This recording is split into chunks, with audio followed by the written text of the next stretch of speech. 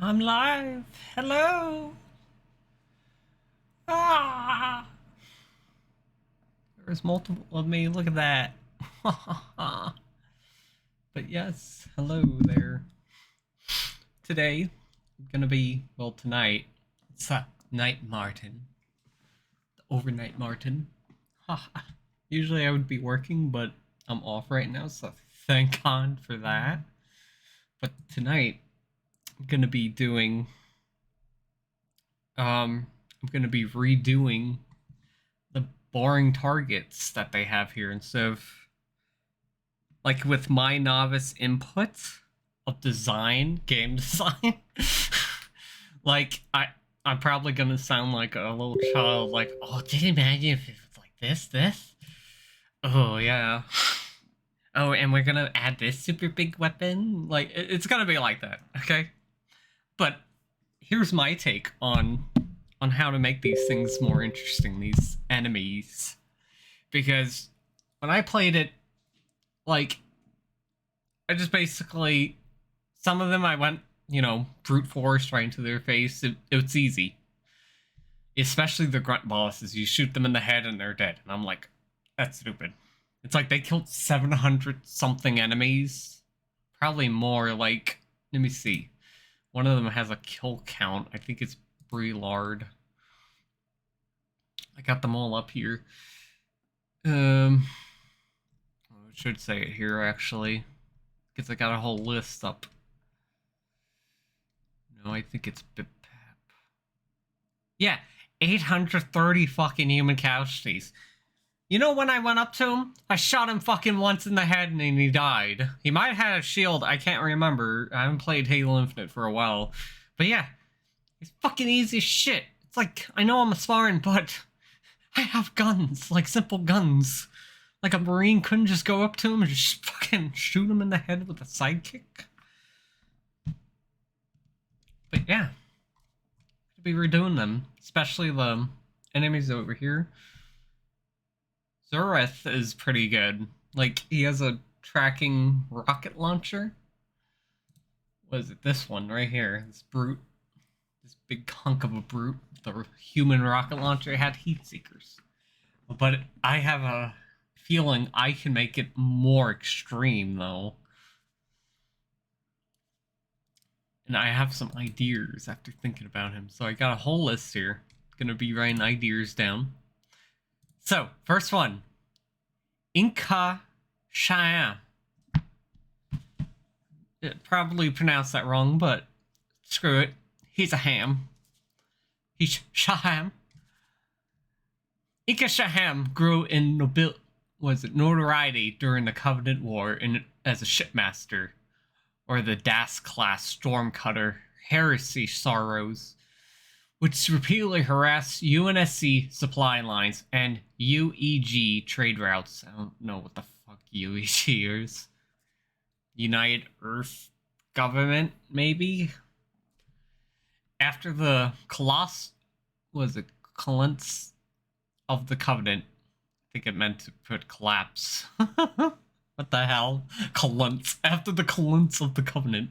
Shaham struck an alliance with the war chief ATRIOX and dedicated the service or his ship and crew, probably meant of, whoever wrote this did not do spell checks after, crew to the Banish in 2559. A Spartan for a headhunter was dispatched to assassinate Shaham, but the mission failed, according to reports. Our operatives was held and tortured as prisoners of war, not to obtain. Failed according to reports. Our operatives were. Alright, so he basically captured Spartan forts. It's quite a feat. Not to obtain UNSC intel, but simply for Shaham enjoyment. Since then, Shaham has been inducted into the Blood Stars, a banished spec on. Oh, that's so fucking stupid. The Blood Stars sounds like a gothic space gang. Like, we are the Blood Stars. It sounds like so emo. I'm sorry, they could have came up with a better name for that. Oh, Blizzy. I'm basically redoing the open world targets of the Halo Infinite. They have like these bosses, like this boss type enemies that roam that are in the world that you can kill. Let me show the map. Basically, at certain locations, you go and kill them, but I'm like redoing them because they're so like the way they are. They're boring. Like they have basic armor, basic guns with that does a little thing, extra thing. I'm like, I feel like I could make a better version of them. Especially these ones, the grunts. They literally die in one hit to the head. I'm like, oh, missed opportunity. After like a grunt killed 830 fucking enemies. A person that can die to one headshot. I mean, a human can, but still. A grunt's a little small little thing. Uh-oh. Did I freeze?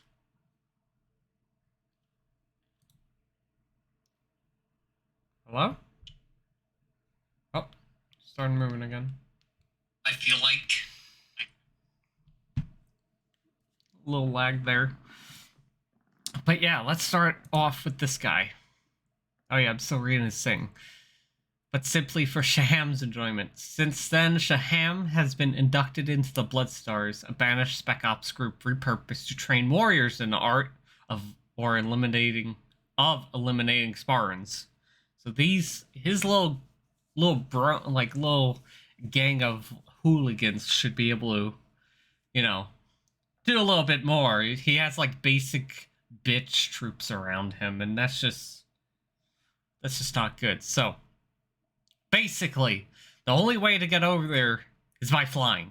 Basically, like I guess you can like climb at a certain angle, but most of these areas they can jump to get on that little island, it basically rubber bands you back and then you fall to your death. And it's basically like invisible wall and that stuff. Well, not really, but yeah.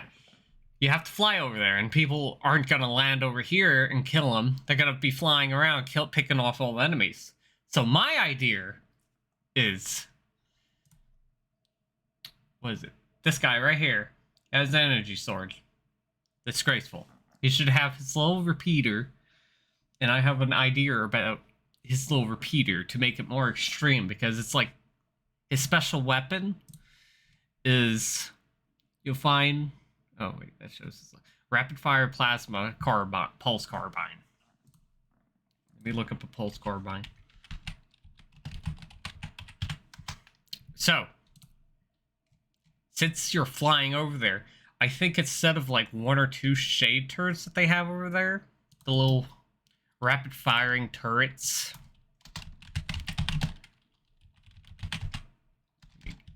Get a picture of them. Halo Infinite. Oh my god, I just showing Mega Blocks.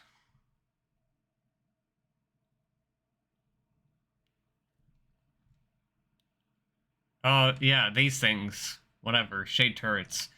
Instead of 2, I think they should have like fucking like 5 or 6. Just rapid firing your wasp. So you just have to keep moving around. Have... What is it? Have brutes? Or no, elites. Since it's like elite that's training warriors. I guess you can have some brutes. Brutes with... I know. So we're going to put 6 shade turrets.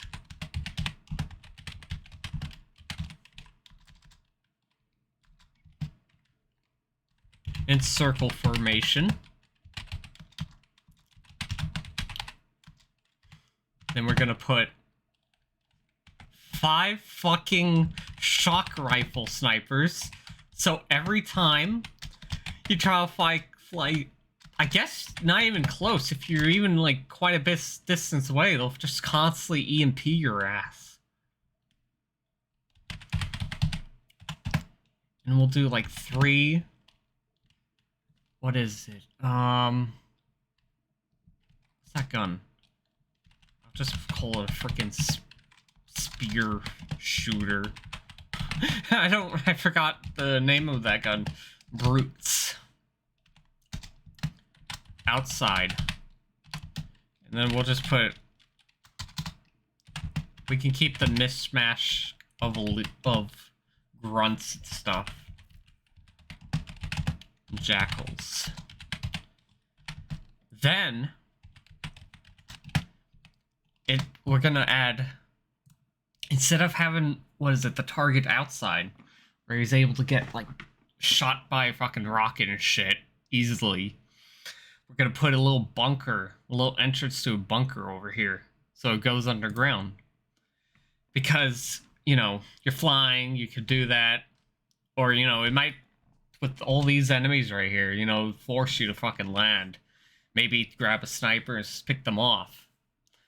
Because I'm like, you could just fucking cheap out this enemy right here. Just, like, fly over here. Fly right here and shoot from a distance if you really want. Well, it's gonna make you land. You gotta have to enter.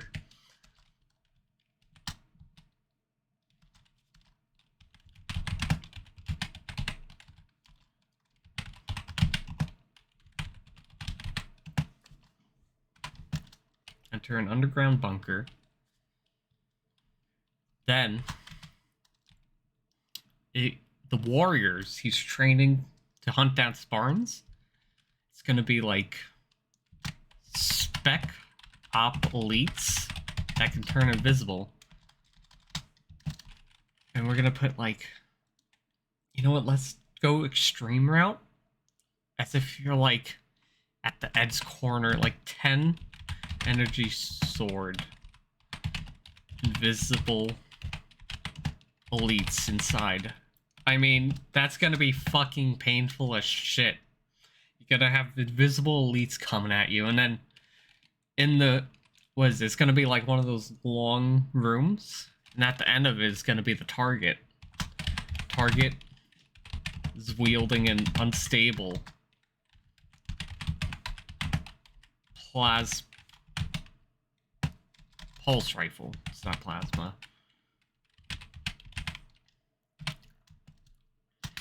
And instead of like doing bursts like it usually does... Oh no, not that.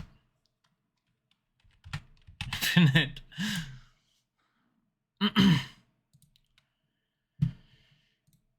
Oh no, not that. That's like garbage. This thing here. Right now, currently, his little plasma... Oh, it doesn't even show it. Plasma pulsing. You know, it doesn't have any... It's just white. It's just a white recolor. It does a little burst shot that tracks. With his, currently, it does like a rapid pulse, like a rapid burst. Now, my idea of redoing this weapon is this ammo cartridge right here. Make it look unstable. And like have... Oh no, what happened? Oh, there we go. Have this ammo cartridge right here, spewing out, venting out plasma and stuff. Right here, you can have this popped out and just has a stream of plasma coming out. And instead of doing a burst shot, it has high tracking, and it rapid fires. Ammo capacity is low, I'll say, to make it, you know, not too deadly. But to him, it's like he could rapid fire it. It's like a minigun to him, basically.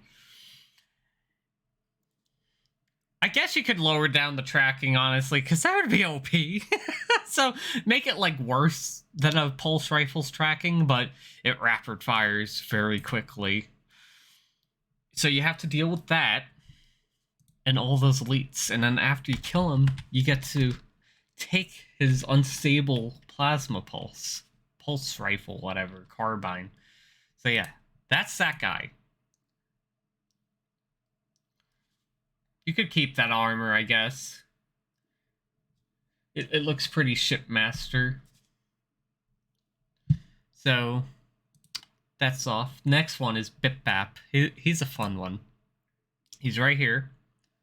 Let's read his little dossier he has. These are out of order. Well, yeah, I mean, like, I'm going this order of the map, just on down, till we get to the end to Zareth. Bitbap. The mercenary Bitbap is among the most dangerous Ungoi known to the UNSC. Once a bodyguard for high-ranking Covenant officials, Bitbap earned his reputation for ruthlessness in service of Chieftain Tartarus, slaying scores of his own people for siding with the elites in the Great War. So, he has no quarrels about killing his own grunt people. Like he's like, whatever. Do whatever my leaders say. I'm with the brutes. I'm loyal to Tartarus. Alright, following the collapse of the Covenant, Bitbap returned to his homeworld of Bablo, or... oh god, I probably pronounced that so badly. To refashion himself as an assassin for hire, and was so successful that he was granted title of Vanquisher by his clan. Bitbap is notorious for numerous acts of widespread destruction of on the colony of Venza, where his relentless and ruthless pursuit of his targets. The collateral damage caused along the way resulted in over 830 human casualties. So, he's a fucking, he's a assassin. So it's worse. He goes after targets himself. Maybe with a gang. But yeah, I mean, he killed 830 people, survived the collapse of the Covenant. I mean, but you can shoot him in one, like, I don't know if he has shields. He probably does, but it's like basically like 1 or 2 shots, 3 shots, and he's dead. Grenade blows up, dead. So my idea to redo him, I mean, he's an assassin, so probably would have something high tech. And my idea for him, this is a good one. And they already got this asset, so it wouldn't be hard to add. Take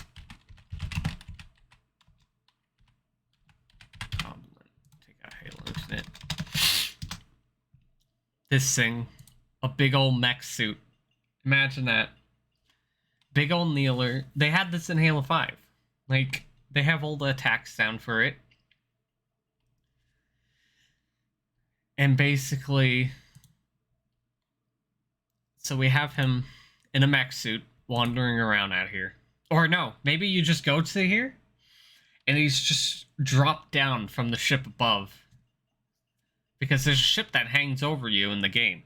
Just drop him down right there and have like drop pods upon drop pods of dropping off just grunts. Have like fucking like, here, let me start writing this down. Dropped down from banished cruiser from above. Drop pods. They have drop pods in this game too, so it wouldn't be hard. It has multiple enemies that come out, so... or no, I think one at a time, but whatever. I guess... you know what? Idea. They just shove a bunch of grunts into one drop pod and you just see a bunch just dropping out. Bustling out like an abscess.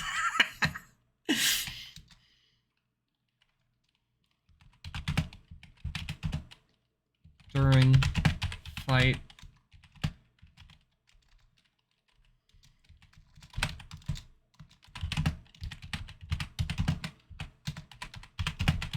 And they just have a stream of grunts just coming out. So you got him and those grunts. Okay, so his armor's going to be high.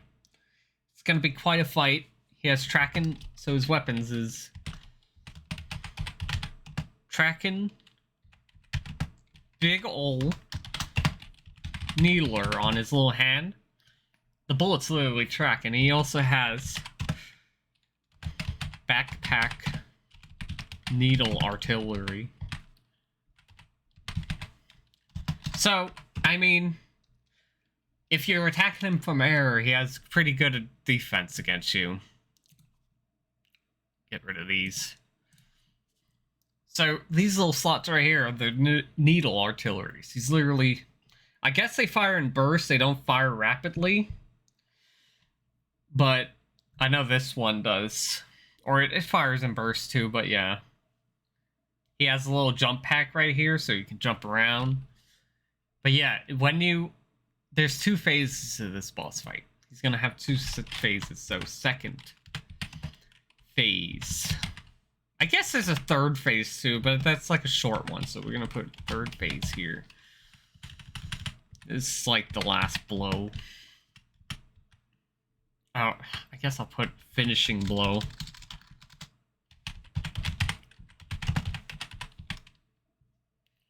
Second phase. So he's going to drop down a massive shield above him. So, no.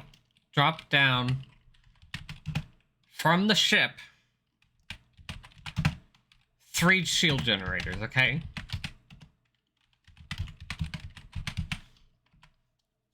And it's going to be generating a massive shield around him. So you're going to have to go to each of those shield generators and destroy them.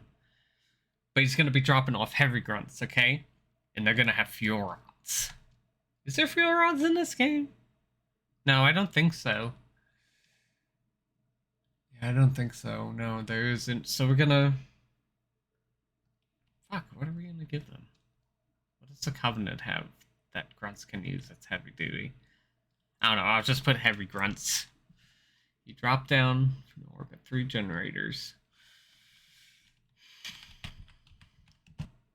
And when I say a lot of grunts, I mean like a lot. Like, it's probably gonna add to 50 grunts or more. I'm just gonna put ocean of grunts. Swarm around area, and it's just gonna be, you know, that would be fun. I mean, you just go with the warthog or something quick that you can boost. Just remember that time, remember those days where there's just a bunch of grunts and you just, ooh, there's just so many just going up in the grill, the hog. Oh, I love it. And just bapping their heads one by one. Oh. But yeah, after you kill the generators, I know this is probably written horribly, but things like spark notes. Kill generators, shield falls, and you fight it. You fight him on his last. Let's make it where his needle abilities and other abilities. You know, he has a ground pound too. I remember. So he ground pounds more, and he fires his shots faster. So, you know, he's more defensible. To kill grunts, shield falls, and you fight goblin that has faster fire rate. You know what? Let's add EMP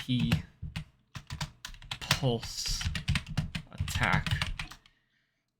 We could add some lore to it and be like, if he takes the last of the energy from the overcharge from the shields as they're falling, it basically loads it up into his suit. So if you're caught in that EMP pulse, your shield's falling, you're just so vulnerable to his attacks at that point. Ooh, makes it even more harder. You got thousands of grunts just constantly streaming in. Like, there's no end to these grunts. They just keep streaming until he dies. And you're gonna have, you know, he's a grunt. So, you know how they love to scream profanities at the Sparran. So we're gonna have him bip-bap. Bip-pap. Bip-bap. Screeching insults over microphone in suit in his little mech suit. He's gonna be screaming insults to the Sparran, like That would be so entertaining, like, through the fight, and he's just screaming about his grunt, like, you gotta keep throwing fleshy bits at his death machines, you know, something like that. He's like, this tech should kill you now. Like, be ready for needle attack. So, after you get all his health down, you know, first phase of the assault, you get his shield and armor down. Last phase, you get his health down. Final blow is, so we're gonna, after it, you know, his chute's looking very damaged. His little needle backpack doesn't even work anymore. It's blown up. Arm is missing. We could just have their arm just completely ripped off. And he has just his legs and little kneeler right there. This shield just completely went out, so he's exposed. And it's like limping the machine. And he just comes out with a little plasma pistol. Or no, a little shock pistol we'll put. He's just over here. Shield falls of pilot compartment. He mech arm left is missing. Needle backpack is offline, gone. Just have it completely gone, his backpack, his little methane pack on his little suit. Mech is limping and sparking.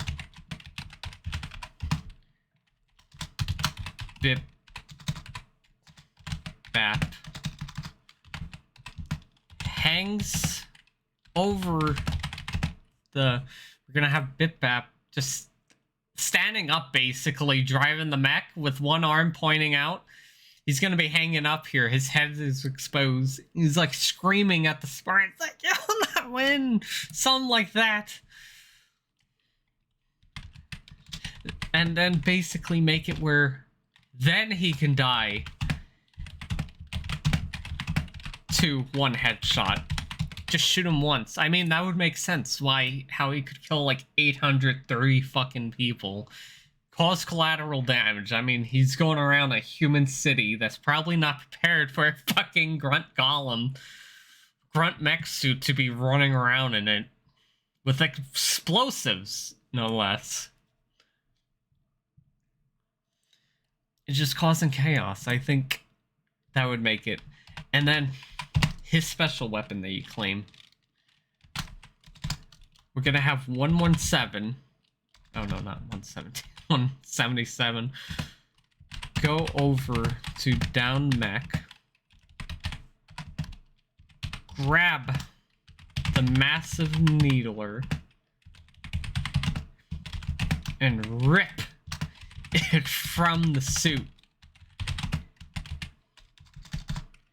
And that, he's gonna go over to it, rip this gigantic fucking needler off of it, and that's gonna be the special weapon you earn from this fight. I mean, that sounds like the most Sparn 117 thing they could do. I mean, it would pay honor to this grunt right here. This grunt assassin. I mean, assassin would have quite high-tech stuff, I mean, to kill his targets. And weaponry. And, you know, I think that would be a fucking fun boss fight. So yeah, there's Bip Bap. You can take him off. Redone Bip Bap. Oh, this one I got some good ideas for. So, Bakaras. Interesting name. I like it. Let me get a sip of my drink here. Okay. Bakaras. Captain Bakaras is a veteran Juahane, officer of the BANISH, who once served directly under ATRIOX command, accompanying his war chief on several critical missions. In recent years, he attempted to leverage this trusted standing to earn a place in the Bloodstars Spec Ops group. Oh god, that name. Blood stars. Yeah, we're the blood stars. Would you like to join? A former Covenant combat team. Appropriated by ATRIOX as an elite unit trained for a singular purpose of killing Spartans. Though he has yet to achieve this goal, Baccharis has distinguished himself among his fellow officers of his ferociousness in battle, and has been known to kill his own soldiers for the slightest demonstration of heresy on the battlefield. Okay, so his backstory, I want to twist a bit. Like, I mean, keep all that, maybe. Yeah, maybe keep him, like, sparring killer, but he has a tool. So, alright, let's see his... Oh, my headset died, hang on. Battery 60%. Okay. So his special little gun that you get from him is a Riven Mangler. It's basically a Mangler, I think, that does more headshot damage? I don't know. It's like a white Mangler. And I think that's dumb. Well, I don't know. I guess you could keep that with what I'm gonna do. Well, I don't know. I'm probably gonna need to make a new weapon for him. Alright. Oh, let me just put this. Banished Scarab. Something they do not have in this game, and it saddens me. One of these. A fucking Scarab fight. Oh god, that's such a small picture. So basically, my thing is, I want to make him a Scarab operator, where he operates one of these. Missile pods in the back that shoot up. These are artillery. These are heat-seeking, so they can attack air too. Perfect air defense. It's going to be kind of a bitch to attack with a wasp, because the main laser can also shoot you. And we're not going to make it like, I mean, the Scarabs in Halo 3 were cool, but it's kind of lame how they shot, and then the laser beams came in a burst. I mean, I think they should have them coming faster, the laser. Almost instant, like, it has an unstable beam. Let me see if I can get a video of it shooting, like...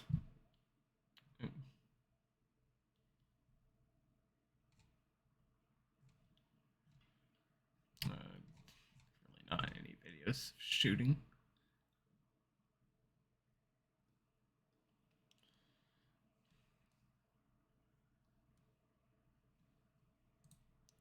I'll just get it. Oh my god. Yeah, let's look up a map for a fucking Scarab. Alright, here's... So yeah, it shoots at like an unstable beam. It's supposed to be high damaging and stuff. You know, more as if they unstabled the fucking beam. Alright, I can't find a lot of pictures of a banished Scarab. But yeah. Yeah, that's not banished Scarab. I'm just gonna use this picture. Alright, here we go. Perfect. So yeah, he's a Scarab operator. Okay.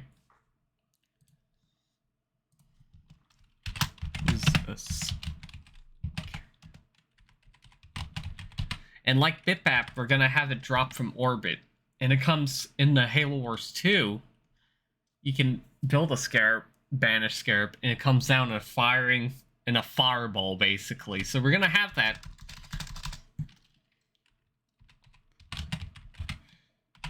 Scarab comes down in a fireball.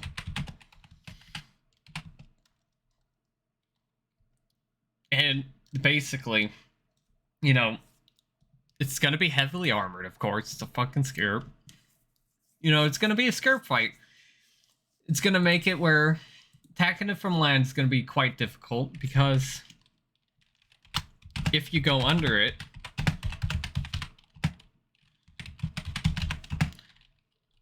it's gonna have where it releases impact pulses, basically. Because, you know, it's a big, massive fucking leg and it's all that weight. It's gonna... I mean, look at this. It has that piece right there, and then this fucking piece that come down. It's like... Phew. And in the Halo Wars, you know, it has that. You can literally walk on the enemy's army and do a fucking shit ton of damage. If you get stepped on directly, that's like... Probably can make that an insta-kill. Like, I mean, it was like that in Halo 3 as well. You get stepped on directly, just like, you go flying!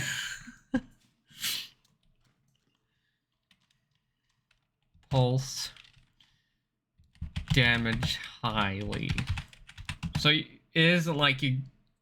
Like in Halo 3, you can just go under, it just spins around, and it's like, can't really get you, so you just easily do damage. This one, you can't. You need to go in front of it or on the sides and damage its legs. And for it to go down, instead of damaging one leg, you have to damage all of them. And we can even make it where, hold on. Direct step insta-kill you. And to make Scarab go down, to board it. Oh wait. From cruiser above. To make Scarab go down to board it, must destroy all legs. It's not destroy them completely, but more like damage them to where they're not able to support as easy. And with each leg that's damaged, have it lean on that side.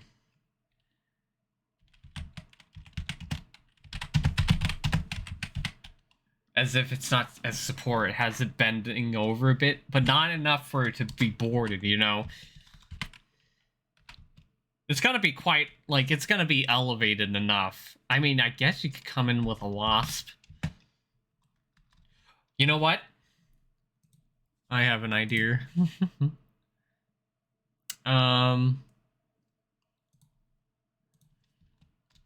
Shields. Right here. Oh. God damn, that's such small fucking photos. So small, the photos. Fucking find a picture. Okay, so this small picture right here, if you can see, you see that little red shield around it? Have it where if it detects anything above it going near it, and the legs are still intact, have it the shield come up and you cannot pass it, basically. So it isn't gonna be like easy go, land, kill it, done. No, I think that would be very dumb. So, with damage, shield if flying, if detected above it before legs are destroyed. On the ground, I think it would be a great idea to have multiple choppers. Just choppers, something simple, something quick for like little defenders, you know? Moving around. And then just have a constant stream of, well, I guess it can't be constant, but just waves. Waves of enemies. I would say after each leg is destroyed, enemies, waves of growing enemy rank after each leg destroyed drops from scarab hatches.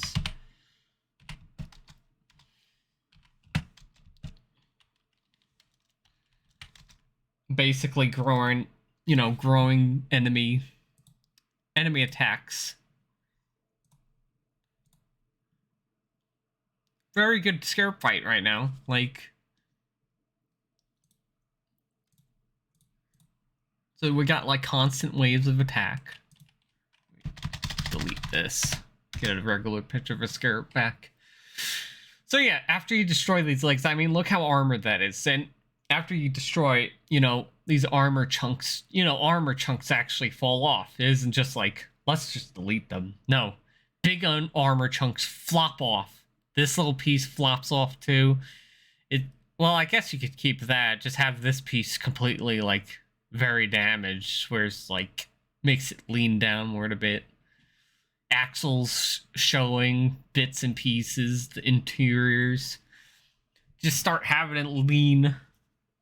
And if you take out the back legs and you're flying around, it makes it easier for the main beam to shoot you because it's going to be pointing more up. For it to shoot you on the ground, it's going to put all of its weight forward, basically. Or, lean in a certain way. I imagine that to program that would be a bitch, but yeah, just for my novice ideas, And after you kill all the legs, and I guess you don't have to kill all the enemies, but yeah, after you kill all the legs, it goes down, okay? It can still shoot its little beam still, but it can only shoot in front of it if you're on the side here. But yeah, to board it, you have to go through the front, climb the top, shoot, completely eviscerate this hatch right here. It's going to take quite a few shots. But yeah, you enter the scarab, okay? Have a whole crew of brutes, a whole crew, like scarab crew has to command this, but have them unarmored with manglers, okay? So, with the scarab crew, I would say like, what is it? 8 total scarab drivers. So we're gonna have 7 non-armored brutes with manglers.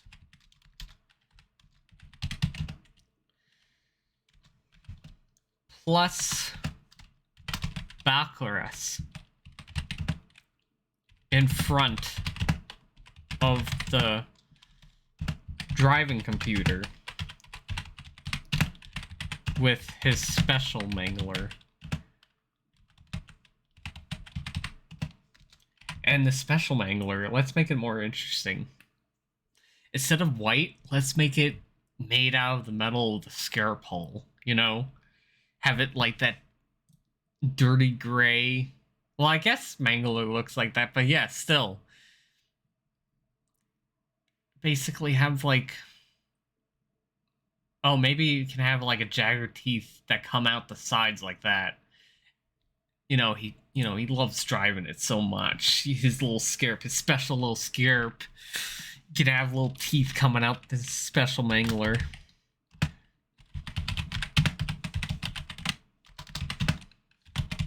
Scarab. I'm just gonna call them scarab teeth. Teeth coming out of it. And I think, what is it? It's like 1 slug at a time. But what if we have extended clip for it? Extended mag, I mean. Mag. Double. Oh no, let's go crazy. Let's do triple barrel. Let me get a picture of that. Oh. Duplicate 10. Halo. Let me get some visuals here. Knit mangler. God. Mangler.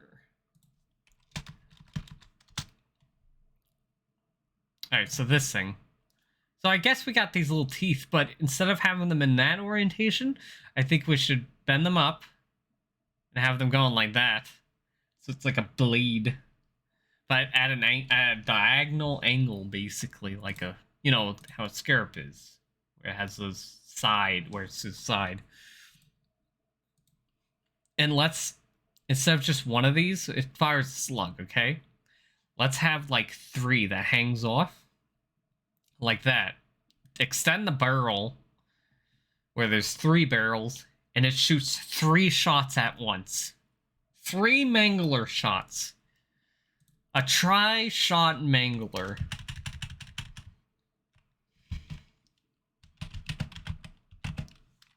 Tri-shot mangler.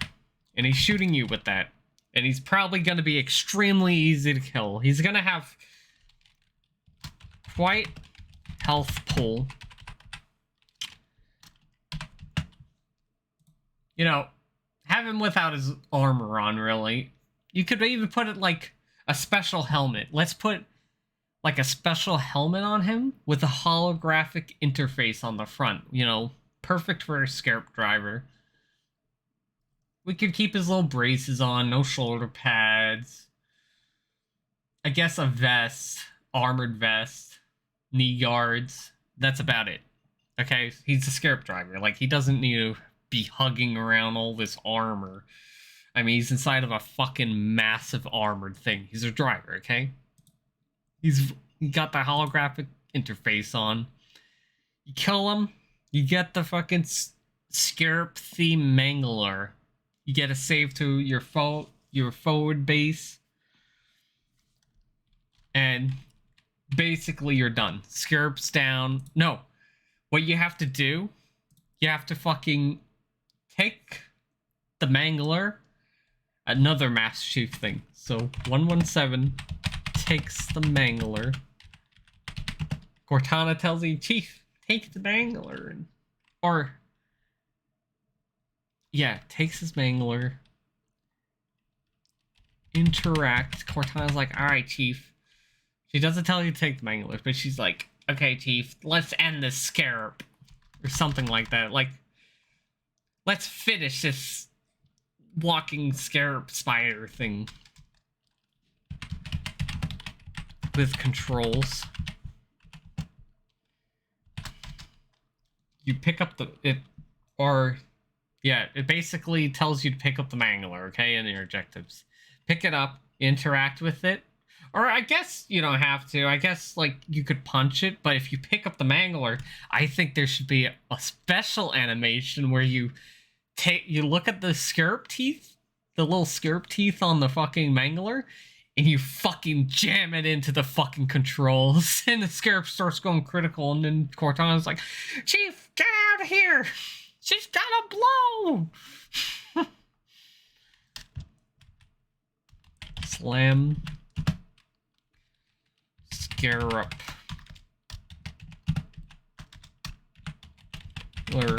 Into controls. After the scarab blows up, let me see how the scarab blow up. You know, it would blow up like a regular scarab. Have the legs hanging down into the debris. Have the whole center part just completely gone. This forward part just leaning backwards and the back part leaning forward. You know, at an angle, you know.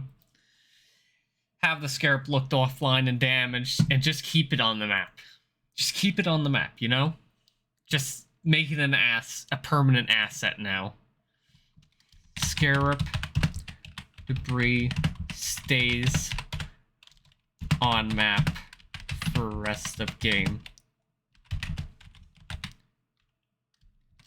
I guess you could do the same with the mech suit over here with backpack. Mech suit destroyed stays on map. I mean, it can count as a body at first. I don't know, maybe, but yeah, it becomes an asset where it just stays on the map. The destroyed wreckage. I mean, players are gonna be like, oh, that's so cool. It remembers me killing him. So yeah, that's that guy. Okay, was a scarab operator. Now he's dead. Had a special mangler. All right, let's see who's next. Get another sip of my coffee here. Like, I think I'm making these enemies quite fun. Like boss, Dark Souls boss enemies. Let's go. Okay. So the next one on our list, I have a really good idea for Okro. He's like an energy sword elite. I have such a good idea for him. But yeah. Iknovas. I barely remember. Oh, I remember him. He has the explosive spear shooter thingy. Oh, I can actually look up. So let me look for him. What's the name? Oknovas. Oknovas. Iknovas the Devourer. Jesus Christ, his name. One of the most experienced members of the BANISH, Iknovas was part of the Covenant attack on Jericho 7 that decimated several human cities. Cities? What the fuck? I'm sorry. Cities with unyielding force. Serving under the brute chieftain known as Thrall Slayer. Oh, what a fucking lame name. It should be some brute name, Throlla, or something like that. Iknovas soon became renowned for his violent and bloodthirsty nature, including a particular precinct for eating the severed limbs of his opponents. Jesus fucking Christ. While they watched on in agony, acquiring the title Iknovas the Devourer throughout his own meteoric rise to chieftain. The Jirahane warrior continued to slay waste to human settlements even after breaking away from the Covenant. His pack, Walra's Wrath, joined the Banish in 2550 and began to indiscriminately target any species or faction that stood in their way. Oh, excuse me. Got a burp. Oh, wait. Oh, wait a second. Oh my god, I missed this guy last time too. Alright, this guy was supposed to be next, but we'll do Iknovas next. Yeah, this guy's an elite. Go back to him. I know he's like near the comms already. Alright. So he's a mean brute, okay? He has his own pack. He basically decimated multiple human cities. I mean, that's quite a little history he has there. He's quite armored. I like it. I think he can flay out the hat a bit more. The chieftain hat. It's supposed to be a ceremonial, very deadly hat. So I was thinking we put, instead of this one horn, like he's a renowned chieftain. So I think we should add like 2 protruding horns. Make him look like a fucking rhino beetle. We'll make him like, we'll keep him, because this, what he has here, is a fucking son of a bitch gun, okay? It's a fucking rapid-firing explosive machine gun. I think that's perfect. I think that's perfect for him. And let's add, like, big, thick armor. Like, let's completely cover him with armor. Like, he's supposed to be, like, the chieftain of his fucking little brute squad. So, instead of this little knee pad right here, we just wrap it completely around with armor. As if he's like a Spartan for the brutes. Let's have a thing that covers his mouth. Just has his eyes peeking out, basically. Have no tech things, just hanging out. And I think it would be a splendid idea to just have, what is it? A row? Let's do it down here. A row of spiked grenades just hanging on his belt. Just hanging off the side of his plates right here. Along his thick armor that he's gonna have here. Because let's make him like an EOD brute. So, let me get here. Big O chieftain brute.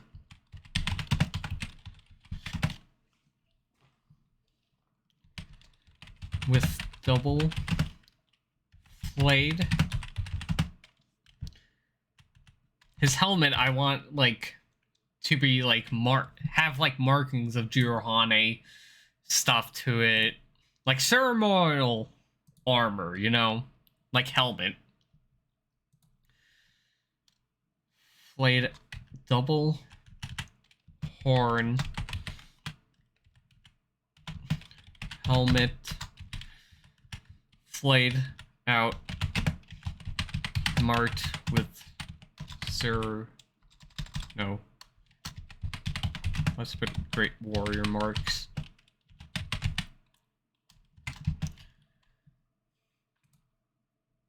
Oh, I think it would be cool. Once, like, have him on low health. Pieces of armor, or no, we'll make it where you can shoot off parts of his armor and you do more damage. But have it at first slow health drain. Or, no, we'll have it. Well, I don't think there's an armor bar. I don't know. But basically, just have his health go down slow. And it goes faster once you're able to shoot off his chunks of armor. Shoot off his helmet. Shoot off helmet. His face is half burnt. Half burnt. Scars all over his fucking face.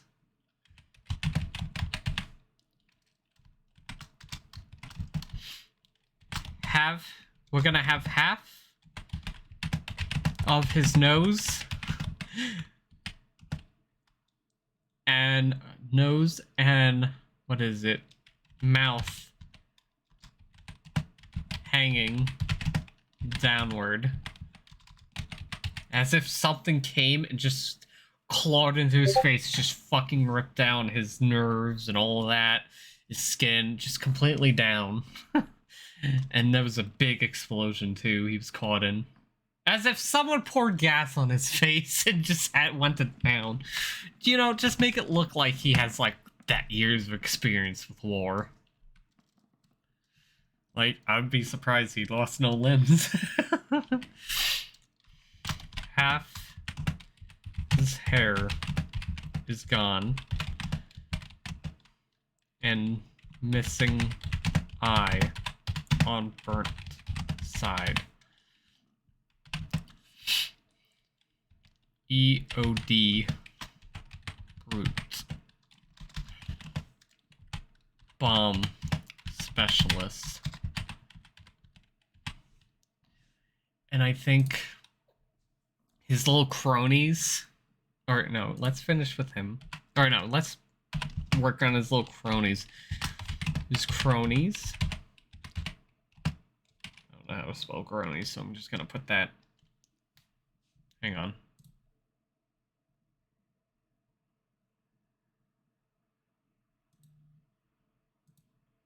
There we go. All right. His cronies. His old brutes. His little brute pack. 100%. 100% brutes. With... Oh, let me read. So let me go back to him down here. What is it? Ichnovus. Ichnovus. Shit, I think I skipped it. Oh, there he is. Does he eat? Yeah, he eats humans. Oh, I got a fun idea. Oh, it's a skewer. Okay.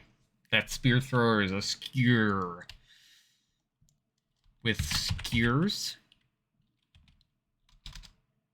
With, let's put 2 skewers shooters on side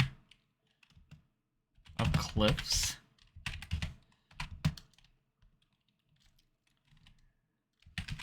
Dozen brutes with manglers and shit. What's some other brute weapons that they have? I don't want them to have. I want them to be old brutes. And oh, gravity hammers. Oh, I got an idea.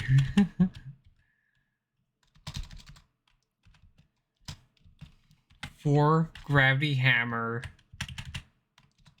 jump pack brutes. So you're gonna have brutes jetpacking to you with gravity hammers. So that's gonna be causing trouble with sniping. And then the cliff, we're gonna have like 2 drop pods, like usual, that drop down 2 berserker brutes. Brutes that don't have any weapons and that basically punch. Next to player. So we're gonna target these drops next to player if it's smart enough to do the AI or program. When do enough. When do half damage. So it's going to take quite a few shots to get his helmet off. Quite a few shots to shoot off armor. Once his health is half, let's do when his health is actually 70% gone.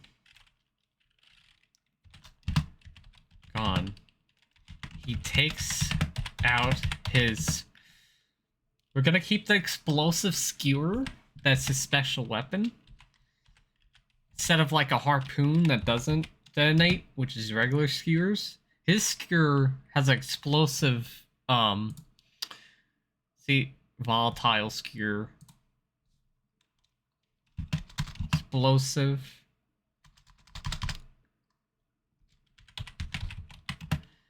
Takes out his skewer. 70 gun. He takes out his explosive skewer and throws grenades like crazy. He's gonna throw it like crazy, even though you don't have catch on. He's gonna basically shoot, throw, reload, shoot, throw, reload. That's the thing. So we're gonna put that down. Shoot, reload, and oh wait, shoot, throw, reload is gonna be his pattern.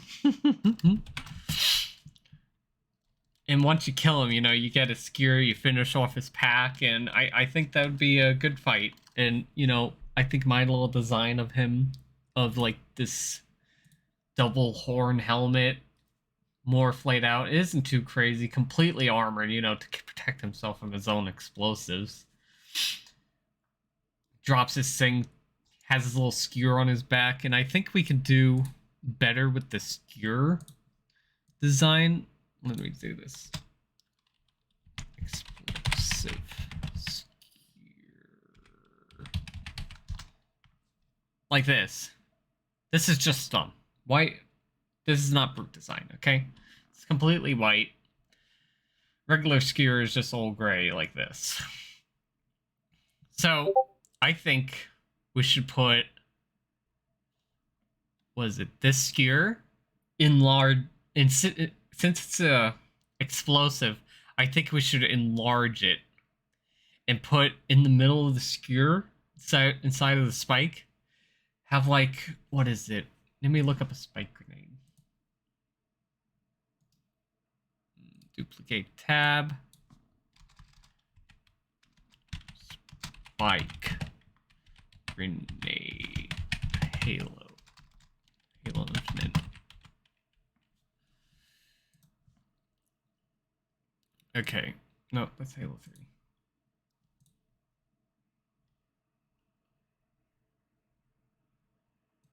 I need to see a Halo Infinite grenade. It's him throwing it.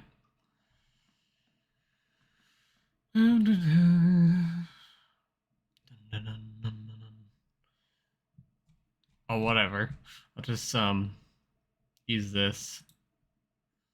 Even though it's made by someone else.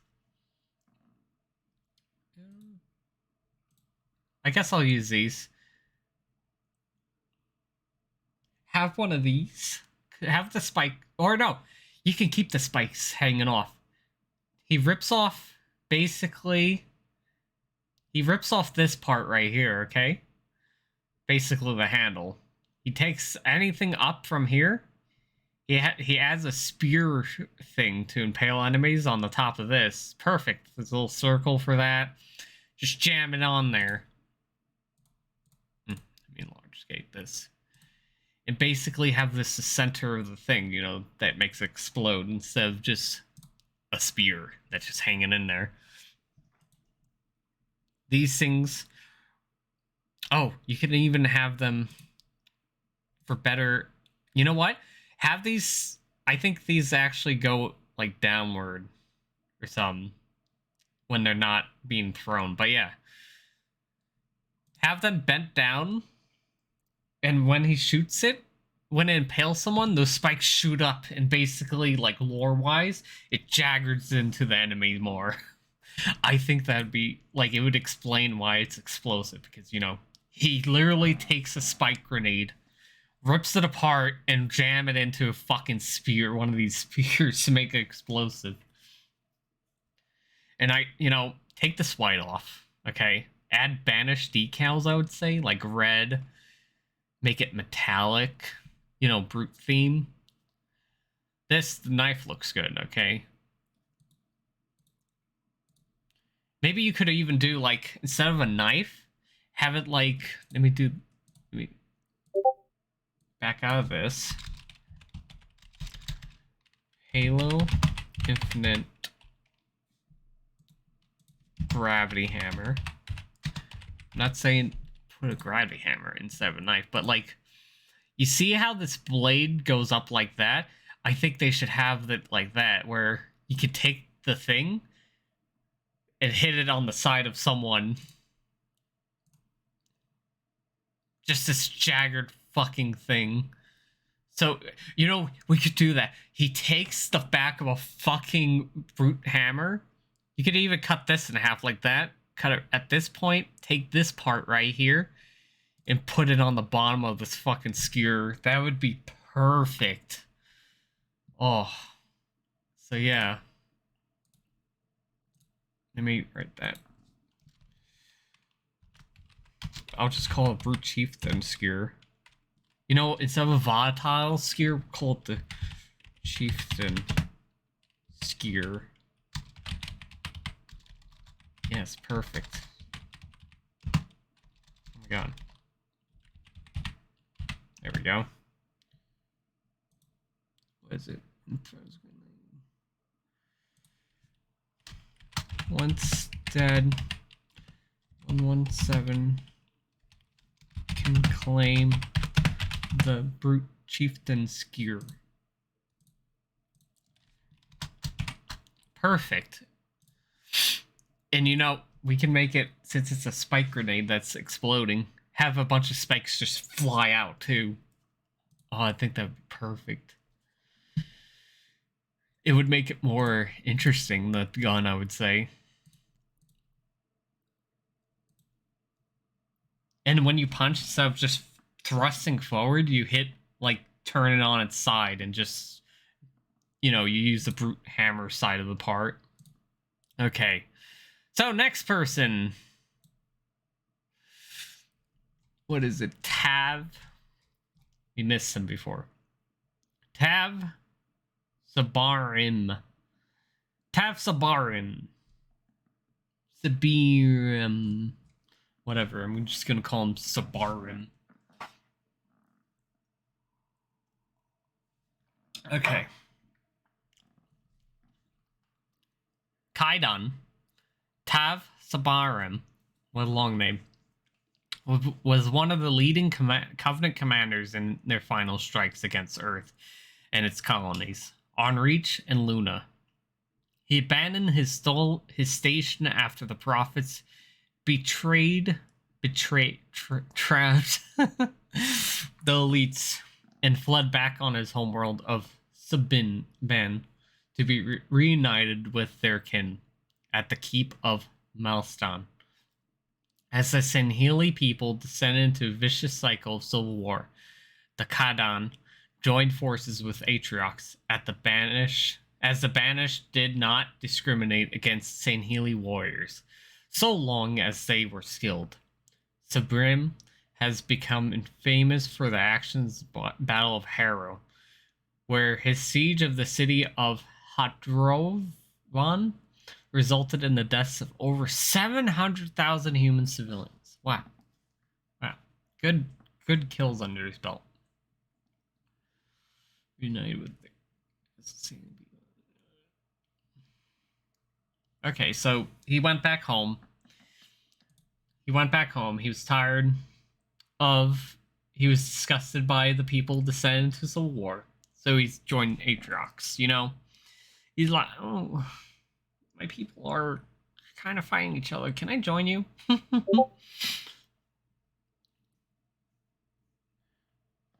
So, I don't know the deal they struck, but they struck the deal, okay? Maybe he got, you know, elite property. I don't know. I guess that's, you know, I'm going to say that. Gets property on Doisak. Elite property on Doisak. Next to some brute tree bungalows. What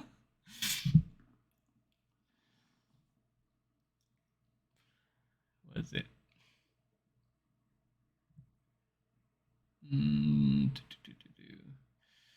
Operating the first lance. Second combat. He was put in charge of sundering a banished outpost and prisoners of war before sending them to Chaklock. Oh, what's this? He was put in charge of Redoubt of Sundering. Oh. Redoubt of Sundering was a banished operating. Oh, okay, so he's in charge of a prisoner little camp. But he's located outside of it. He's located right here. The camp, I believe, is over here. Yeah, I think the camp's right here, the prisoner camp. Or maybe here. But yeah. So he's a warden, okay? He's basically a warden. What is it? What's Spanish? War process. Recently captured. Okay. So I got a few ideas.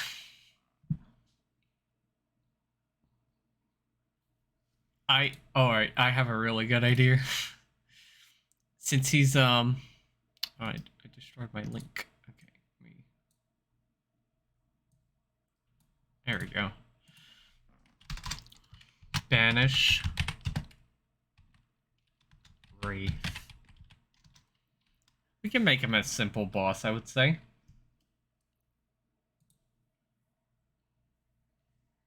Oh no, not that. Oh, no. Wraith Invader.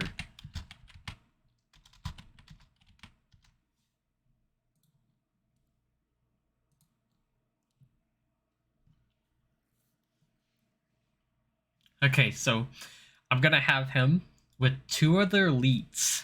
Simple elites, like driving elites, you know, driving these 2 next to them. They're gonna be, like, going on a path slowly from the base. It's like a little transport vehicle. I would say he's driving one of these, and you can see humans locked on the side, just hanging, like with little shielding bindings on them. Like 6, we're gonna have like 6 Marines just hanging on them. And he's going, this thing comes with a siphon beam, okay? And yeah, just a siphon beam. Let's just do that. And it basically, if you get close to it, you just see your health just rapidly drain and drain and drain and drain. It's like, you don't want to go close to this thing. You go with the vehicle, your vehicle just starts rapidly fucking dying. So it's best to take these out, especially 3 shooting at you, to probably take it out from a distance. Like, this Wraith is quite powerful. So basically, his Wraith, so let me start writing this down. He is traveling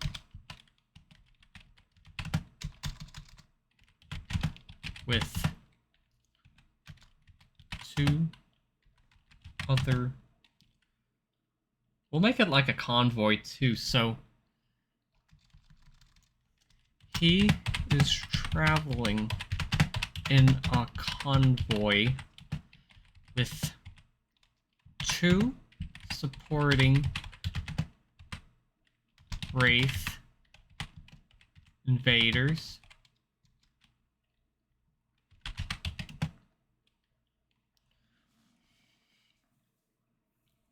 with 2 supporting Wraith invaders, 4 ghosts, elite drivers, all.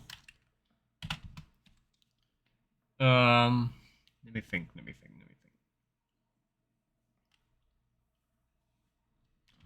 Multiple jackals and grunts.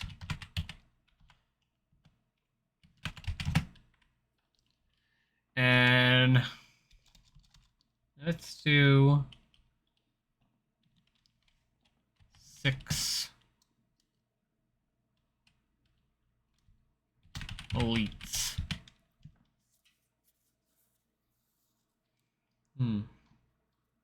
I'm gaining ideas. Hang on. Oh, I got a perfect up as modified gun. Alright. So, basically that. Shouldn't be too difficult.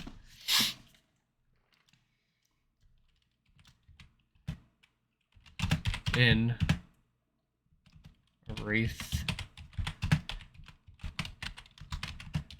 with human survivors.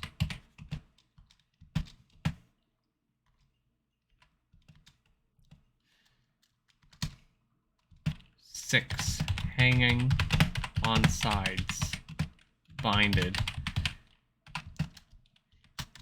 2 other Wraith invaders has elite reinforcements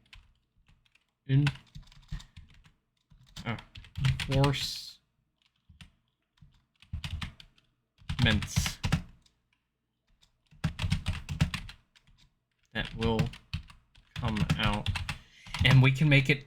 Oh, I got a good idea. Okay, so Cortana hacks into the 2 Wraith invaders to delay the extra elites coming out until lower outside troops or health of tab. Oh, just put tab. Wraith health. Alright, and then basically, as you do more damage to his Wraith,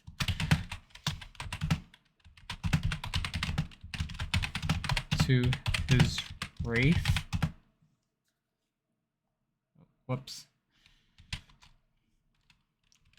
the Marines, the human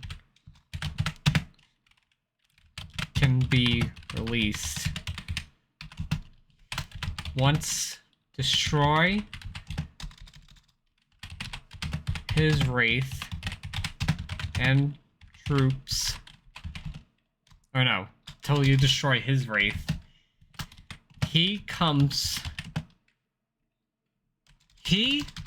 let's make this more extreme, he kicks out, like the hatch goes flying, kicks out the hatch. It's basically, oh, where is it? This.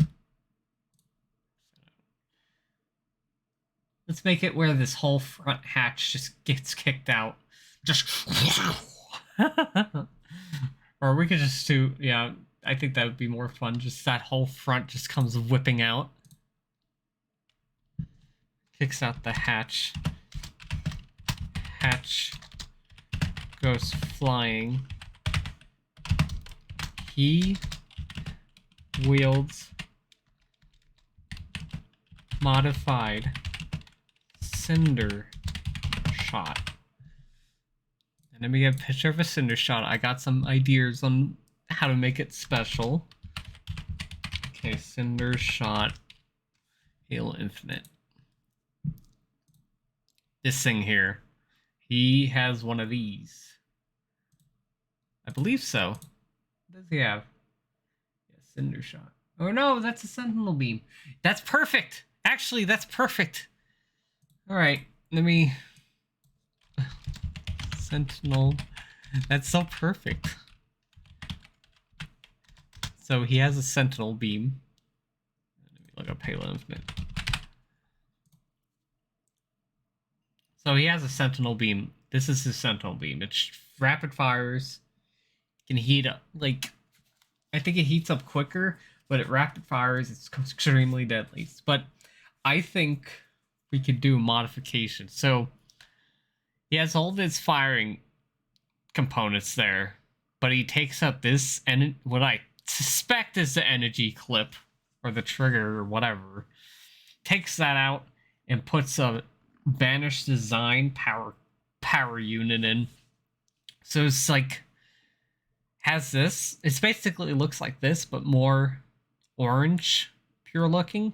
It has like electricity just foaming off of it. Yeah, this is the handle, so I think this is the power unit right here. So he basically modifies it. And I guess you can make it look Sanheely, I guess. Oh, you know what to make it better? Put like a red energy sword that just, like a red energy sword bayonet, I would say. And instead of a sentinel beam coming out now, it's like as if they took the component from the siphon beam out and have it where you could siphon health with the laser beam. It's slow firing, I would say. Have like streams, like electricity that comes out that's red. Basically, it goes to the enemy and it goes back to the fucking person. You just see his health go up as he damages you with it. So you basically gotta keep your distance, unless you want a long fight or can out damage him. So let me put that. Modified sentinel beam that can siphon health. Red trick G10 energy pack with unstable look.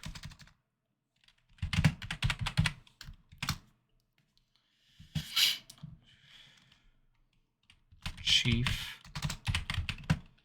can claim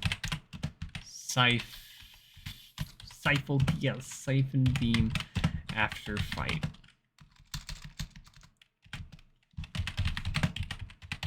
Like, that gun would be fucking cool. Being able to heal by fighting enemies? Heck yeah. So yeah. There's the warden. Let me see if... I guess you can keep the armor as that. I would say turn the little eye slits red. Like red lights. You know, he's a banish, you know. Even though he's an elite. And I think he should have like key cards hanging off, like jails, prison key cards.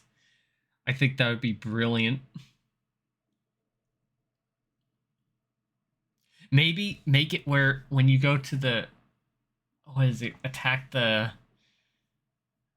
what is it, Redoubt of Sundering, the prison camp, where you can take his key cards and basically open whatever doors there instead of having to fight waves. You know, a way to make it easier, per se. A little snickerdoodle thing. So yeah, Siphon Beam. He's in a Wraith Invader. I think that would be quite an interesting fight. Introduce another vehicle into Halo Infinite. Okay, so... Oh, we already did him.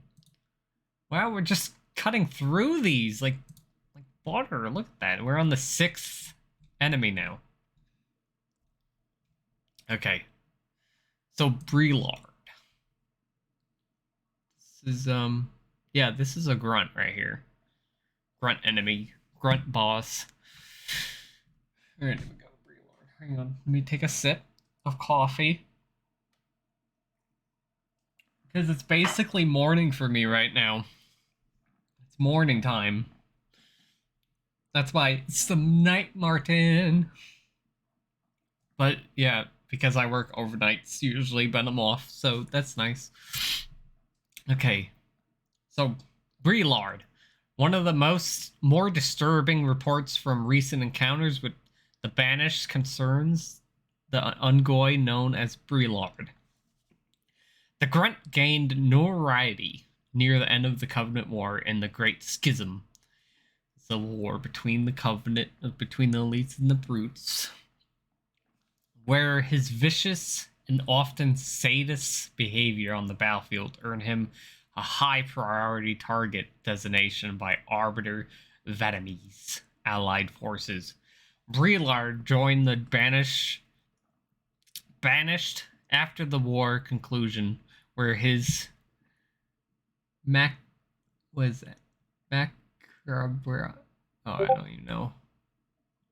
With his fucking fetish with fucking violence, I guess, okay?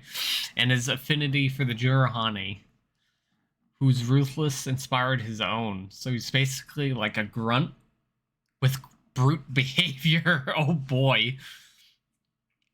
So I think there could be quite some brute designs.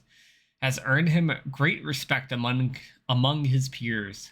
He has been known to not just kill UNSC personnel at rates far outstripping other Ungoi, but to do so in horrific and disturbing ways. Excuse me. Unbound plasma pistol. Ooh, I think I got an idea for this. Okay. So Brelard. Let's take a look at him. He's basically this grunt right here. Now, he can die in one hit. I know for certain. Shoot him in the head with a bow rifle, dead. I mean, he looks quite brutish. I like the armor. Very brute-like. But I think... What is it? I think the fist, the left fist, should have, like, a brass knuckle type deal. Like a brute fist. I mean... Let's have, like a gauntlet right here that covers up to here, and have like spikes coming out. these sharp, blunt type spikes that come out the fucking fist. So if you go up close to him, he fucking punches you like fucking ow. And his helmet we can keep. It looks quite brutish. We can add some. I guess he has knee pads here, but I think we can add some armor here. Let's add like where this helmet. Let's make a use for it. Or no, you know what? Let's add a shielding unit to him where he has shields. And what is it? All right, so Breelard. Oh my god, you know what's an idea? Let's have Breelard with a fucking pack of brutes and grunts that look like this. So brute theme.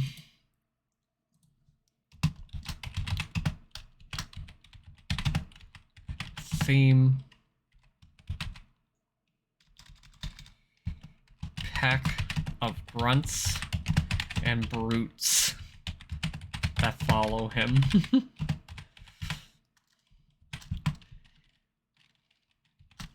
What is it? Brig Lard screams in a low tone like a brute. No, trying to sound like a brute.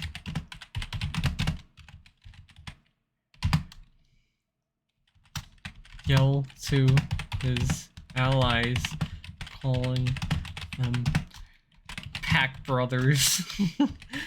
We're gonna have this grunt like having an identity crisis, like, I am a brute.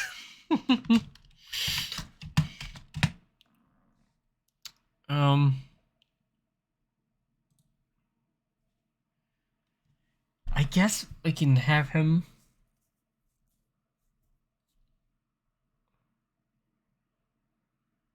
Oh, yeah, we can have him with the Raven with that on there. So we have like.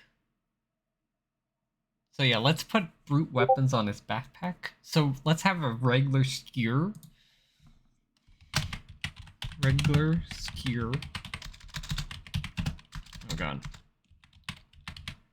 Hanging on his back. And a Ravenger.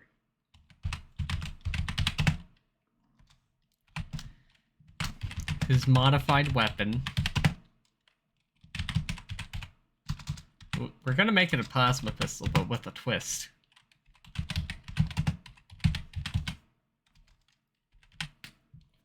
Alright, so let me break lard. There we go. Exile this. Yeah, look at him. You can easily kill him and shit. We can, with the gauntlet, you can. Let me just type his armor. With the gauntlet, you can shoot off. Oh my god. I'm like fucking all over the place here. Alright, let's work on his weapon. Let's do it one at a time. So, plasma fuel in it. Plasma fuel in it is orange. And unstable. Everything is quite unstable with the Banish, like the unstable look. This can be orange color. This energy right here, this lights. And I would say let's make it more brute-like, this plasma pistol. So this handle comes off.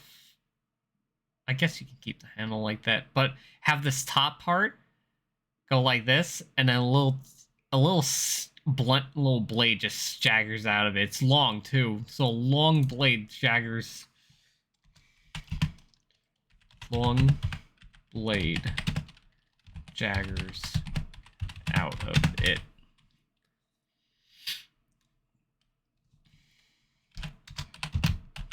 Overcharge causes mini volatile explosion whatever it hits. hits plus EMP. So, like, you don't want to fucking get impeded by this guy. So it's gonna take down your shields and explode. Like, that's probably not good. I mean, he's a grunt, so he's gonna need every advantage. Oh. Do I have that? No. Long, thin, jagged. Oh, no, I got it. Let me see. Yeah, so if you go up to him, he can either punch you with his little brass knuckle gauntlet. Oh, let me write that. Thick, metallic, brass knuckle, fist, left hand, can punch. And instead of dying in one shot to the head, you know, let's add permanent head shot resistant. Because, you know, he's a fucking helmet, and let's, you know, let's act like he has that shit super glued on. And, oh, if within range, he will slam his fist to ground, then charge with his fist or blade into Spartan. Yes. Oh, yes. When killed, you get unstable plasma pistol. I think people would use that fucking plasma pistol. Like, that sounds awesome. An unstable fucking plasma pistol, an explosive overcharge. Fuck yeah. Oh, you know what? When overcharged, plasma pistol shake parts shake violently. Like, oh my god, that'd be awesome. It's just you're overcharging, it shakes violently. Oh yeah, we basically have his brutes. Oh, we'll have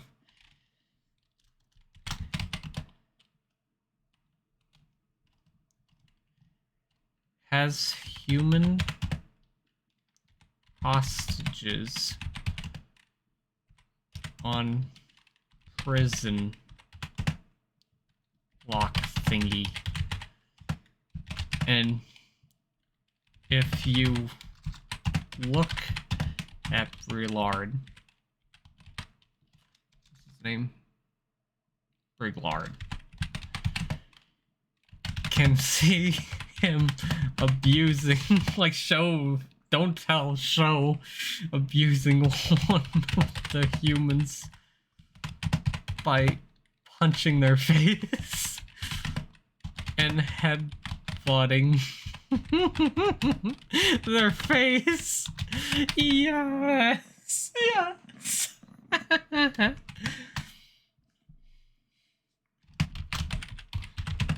Them puny, weak humans.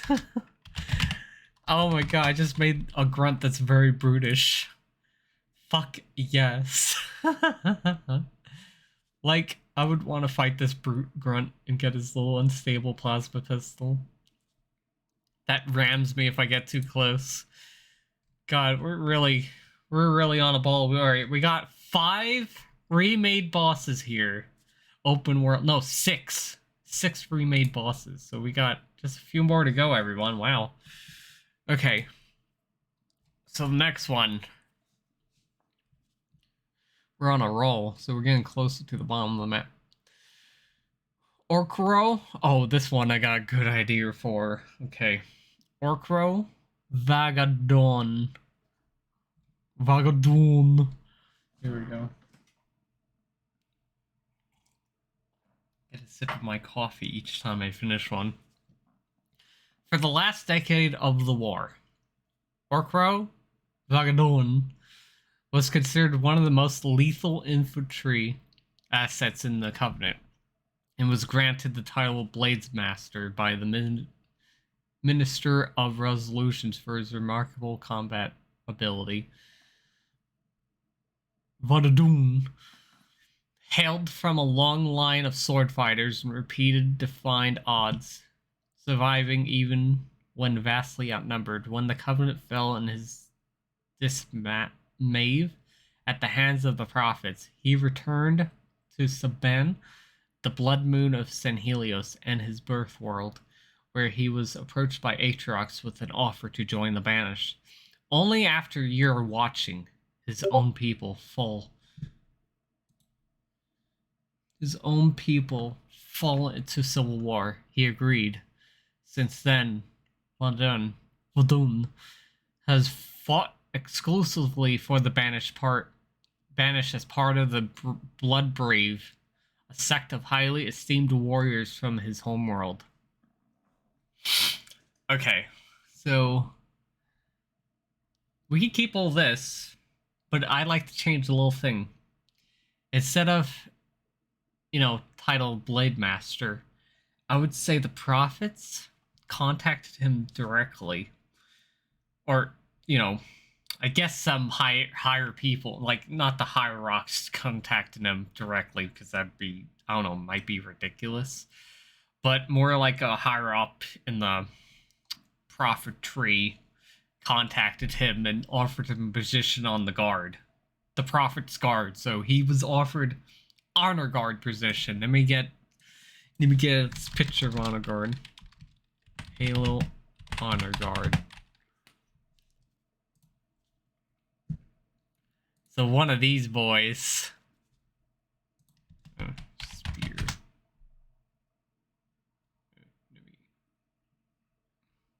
One of these boys right here, honor guards.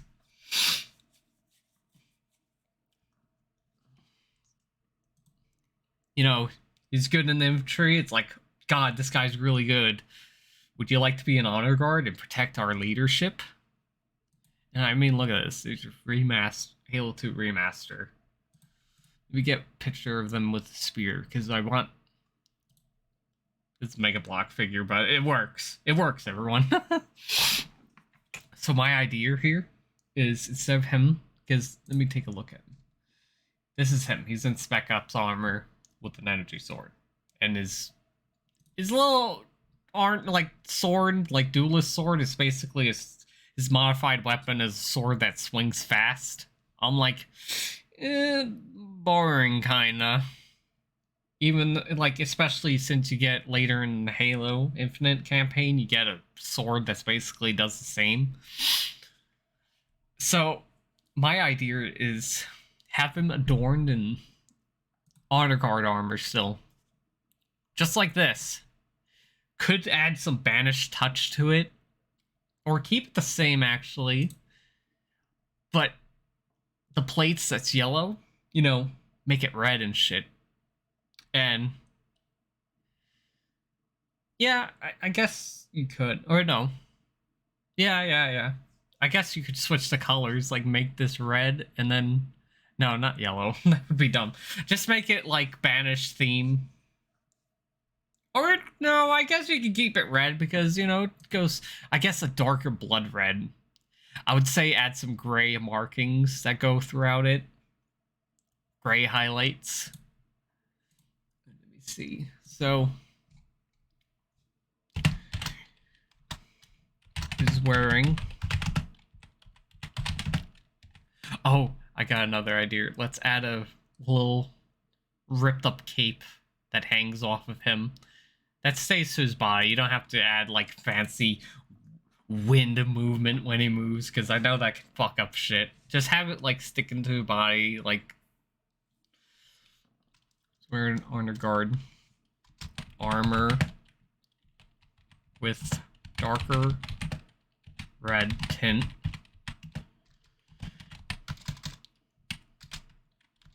With gray metallic markings and armor. Let's do some armor. Extra armor.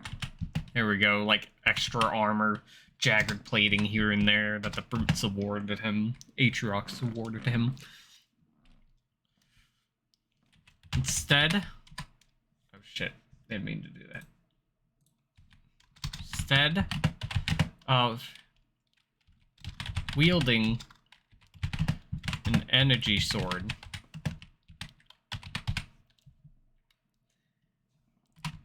he is wielding a energy sword blade. No, spear.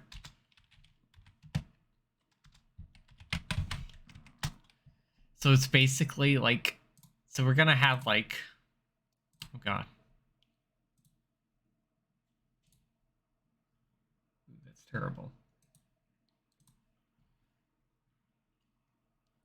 Oh, here we go. It's perfect. So one of these spears, we could have like, what is it? Blades like these without that yellow right there. Just like jagged blades we can add. Have it like a spear. You can even have a little design on the end here, maybe. But have like, what is it? Like this, but remove all the physical parts and have like where, let's have it come up right here. Have this pointy part still, but then an energy sword type energy comes out. It's like, and it basically, so let me put that energy sword. So let me just put energy sword, lit spear. He runs around cloaked and pikes you, basically. He comes, he leaps forward. Alright. Leaps forward to pike you with the spear. And then he instantly cloaks again. Cloaks again. Hit and run. Tactic. And let's make it where, what is it? Oh my god, we could do like, whoops. Other elites adorned in honor garb.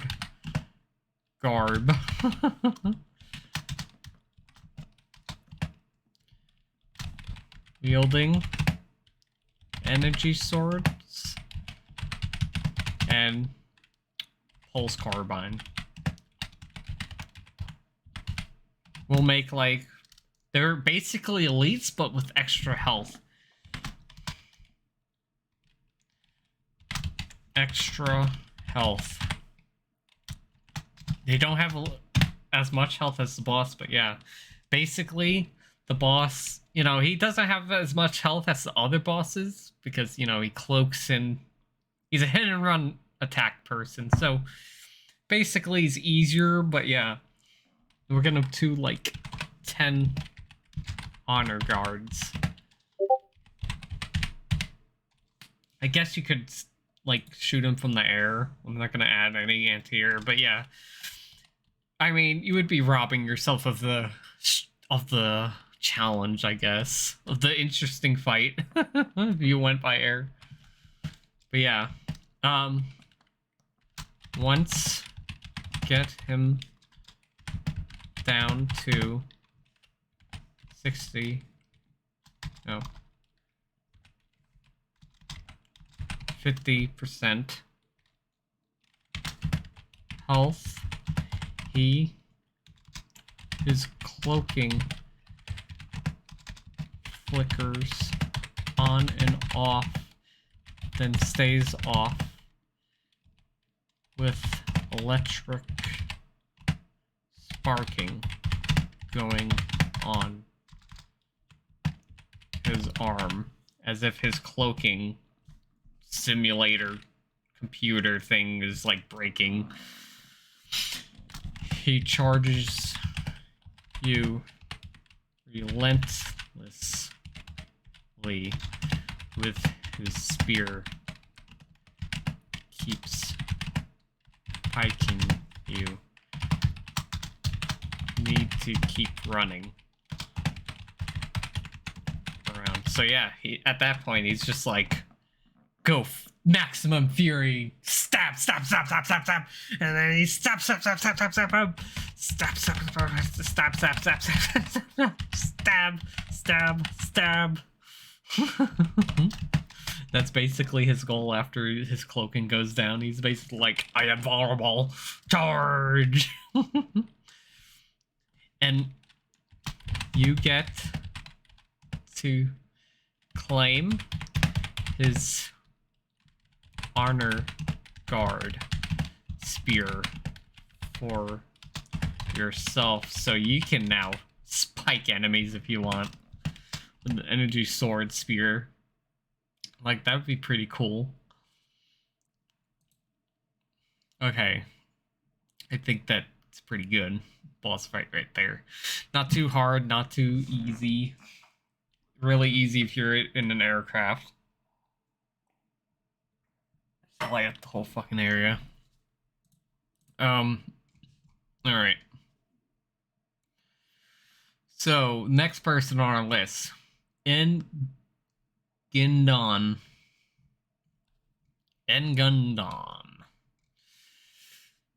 Alright, so let's you. Ooh, this one I got quite a good idea. So this is like a brute chieftain. Engundon parted ways with the Covenant alongside both ATRIOX and Decimus. A mere foot soldier of the Alien Alliance until his service in the Banished, unlocked his true potential upon returning his clan in Zolmar, a major city on the Jurahane colony moon of Turs. Engundon rallied those who had remained to join the Banished, forging his identity as their chieftain. And it was here that this savage leader began to gain his destructive renown. Like other Banished leaders, Engundon led a distinctive subset of warriors, the Bulwark of Bone.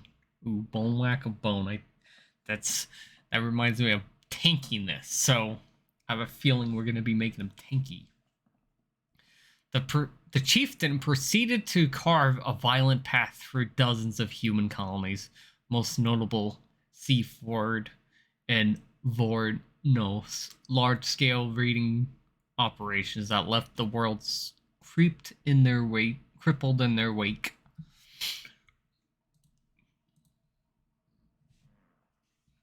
Okay, so this is this is gonna be a tanky brute. It's a brute chieftain.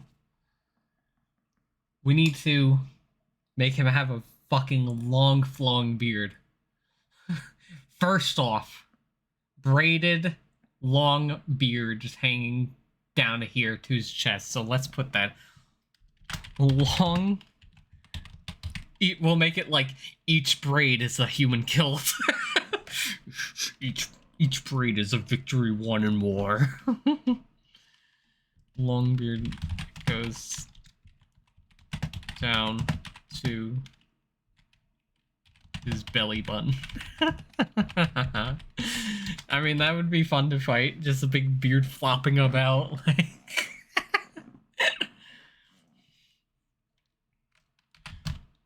beard is braided.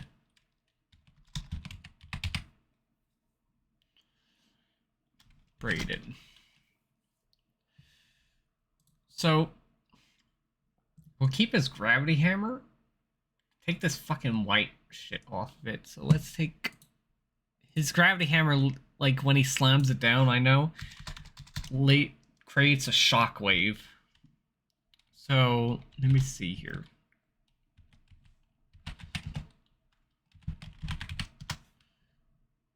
Let me check out Tartarus hammer because I'm getting some ideas. Tartarus of the brutes. Right here. This hammer right here. You see this? I would say let's not rip it completely, but let's add some things to it. So these little shockwave things, I think, pretty good. So let's take Halo Infinite Gravity Hammer. Halo, or no, let's just check out his Gravity Hammer. Right here. Tartarus of the brutes. So instead of these little dots of energy, let's take these fucking big circle things, right? And just do like 4 down here. Take this bladed part on the back of the gravity hammer and put it on the sides as well.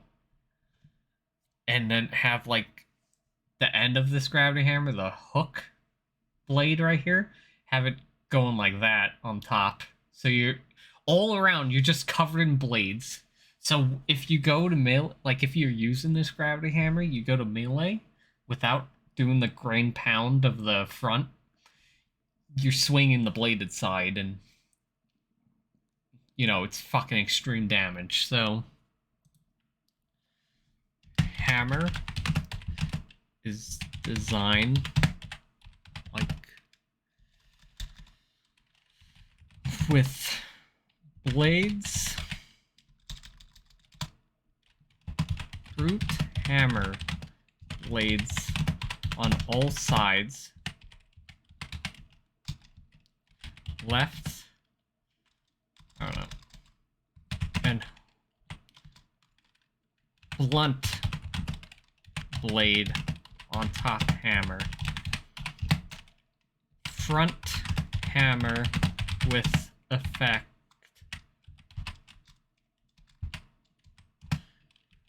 with Tartarus hammer, what is this, shock wave couplings. Oh, and we can make it, what is it, Tartarus, this made it where it can pull stuff to them. So let's make it where the front, oh no, let's make it where where there's, what is it, energy just foaming at it. Like, I guess you can add a scree of energy like spewing out from the like edges right here from underneath it. So that would make sense. What is it?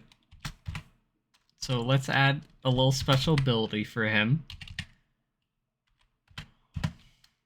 Can pull 117 to him with his hammer, then slam.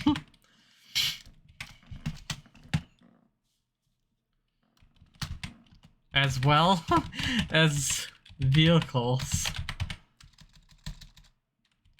flying or land crafts. Oh my god, that would solve them just killing him from air. I mean, he pulls you, and he has that chance of slamming you down unless you can get the fuck out of there quick enough. Or it makes it easier to get hijacked too.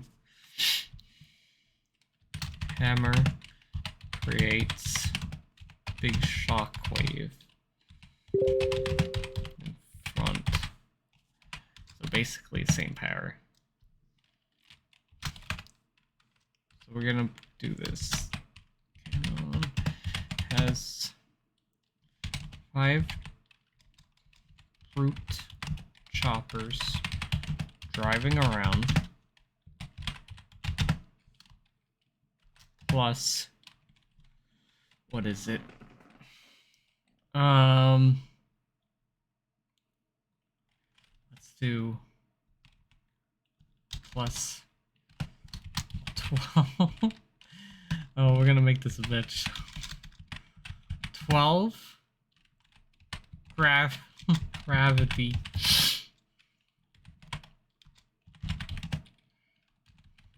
Brute chieftains lesser. Oh, hang on. This is actually a... So let me go back here. Halo infinite brute chieftain. Oh, there's a brute chieftain that's like bulked up. That's really heavy duty.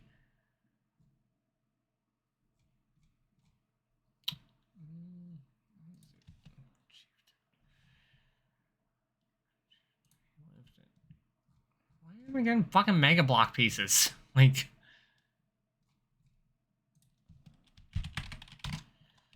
shit.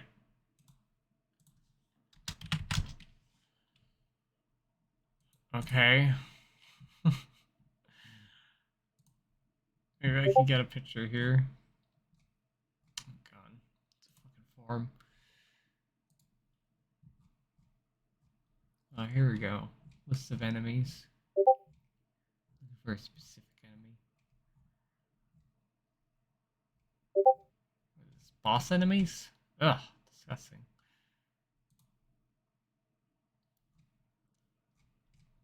Oh well, it's like basically an armored brute, but oh well. Brute chieftain's lesser ranked.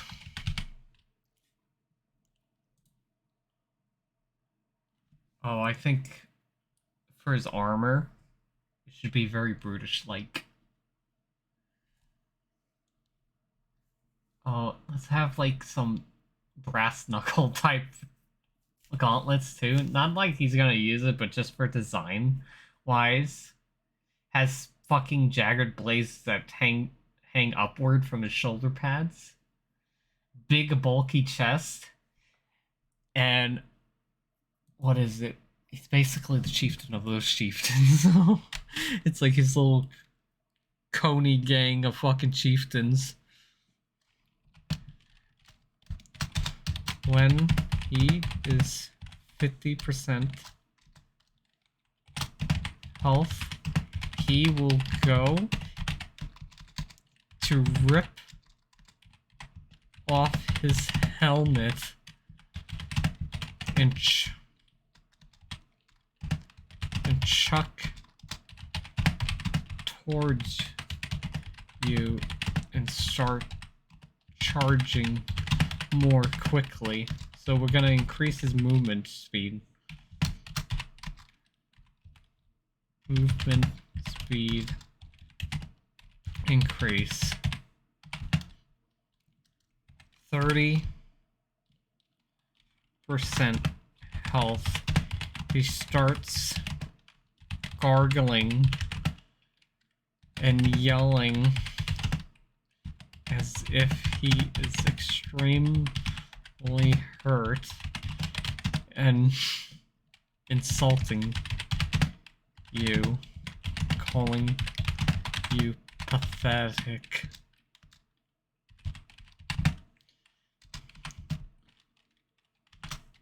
Multiple. We're gonna increase the ante. Multiple drop pods of berserker brutes come on down. So you got him and berserker brutes charging you.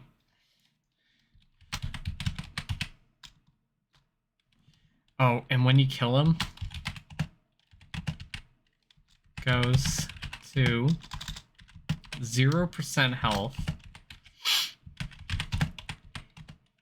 He leans over. We'll do like a little animation. Leans over. Having his hammer hold him up. He laments your brawn and tells you that you fight like a true chieftain, then falls over. Oh my god, yes. He basically respects your fucking brawn and that you fucking killed him. So he falls over. Hammer's yours. Tartarus theme hammer. Oh, this one's gonna be a fun one. So I got quite the idea for this one. So Ordo Mall. He's basically, so let me read his thing. Ordo Mall. God, we're getting closer to the end here. Look at this. Just a few more, everyone. Ordo Mall. During the Covenant War, Ordo Mall was unequaled among the Sangheili Wraith pilots. It was responsible for the deaths of at least 654 UNSC personnel. His death roll increased to over 1,200 in the years of following.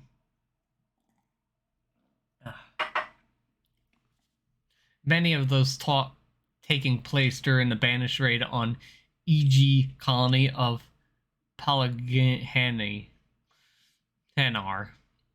Unlike others, Ordo Mall did not join the Banish until well after the Covenant's collapse. In the wake of the Sangheili Civil War, returned to his native keep. He united a network of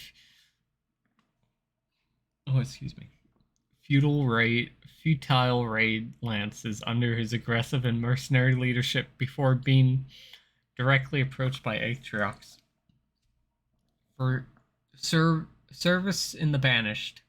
In the intervening years, Ordo Mall found increasing favor with ATRIOX's right hand. This ascent earned him the title Wraithmaster among the Banished. He remained one of the single most dangerous elements in his combat stigma. Whatever. So what's his special weapon? Scatterbound Heat Wave. I mean, that's fair. I actually got an idea for that. Okay. So Autumn, he's a Wraith pilot, you know? And I actually got the perfect Wraith. Because in the campaign, they have him driving regular Wraiths. And I'm like, oh, that's boring with some other Wraiths too. So I think the Wraith gang they got right down. What is it? Wraith. Halo Wars 2 Armored.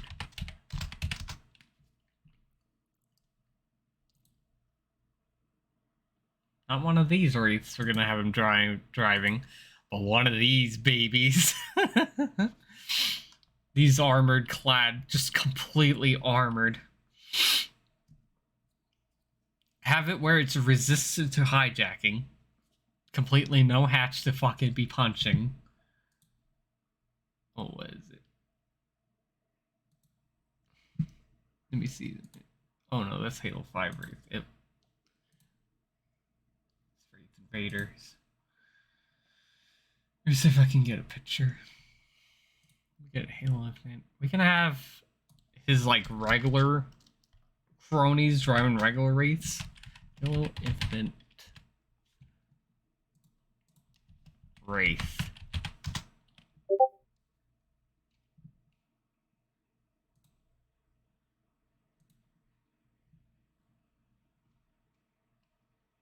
So yeah, there's regular Halo Infinite Wraith. It's one of these, which is very banished. So it's basically, you know, Halo Wars 2 Wraith. We're gonna have his fucking ass in an ironclad Wraith. Like, oh yes. So yeah, just gonna go back up to here. So one of these bad boys right here, just completely armored. We'll have it all around too, instead of like where it looks like it's just in the back for that. So basically all armored. So let me write that down. drives. Because he's a fucking Wraith Master. I mean, it makes sense. Heavily. Oh my god. Oh my god, why can't I spell heavy? There we go. Wraith. Heavy armored Wraith. And we'll do, we could do slower fire rate,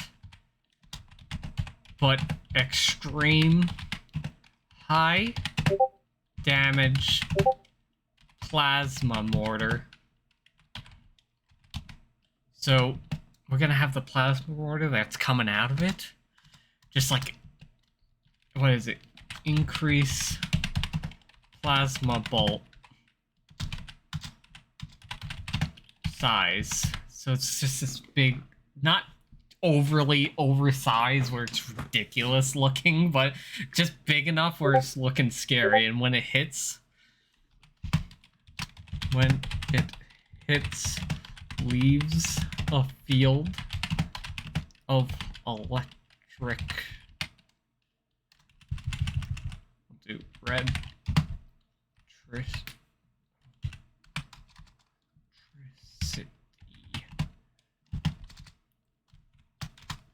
Electricity. EMPs. Vehicles.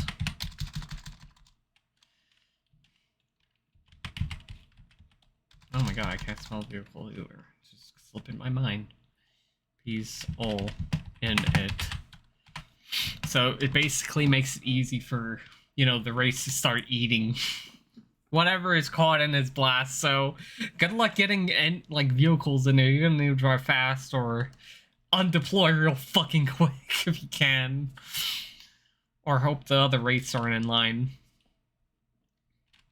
And I'm thinking like we're making this one like it's later in the map, so enemies should be more powerful.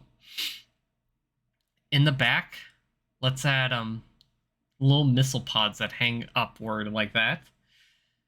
And it can only fire at aircraft. So if you're coming at this fucking thing with an aircraft, it basically heat sinks at you. So it shoots like 6. It's not as damaging as like, what is it? As like a fucking spanker. But it'll fucking kill you pretty quick. You're gonna need to drive all crazy. Hopefully banshees aren't spawning to fucking hurt you. Has missile, anti-air missiles on rear of tank.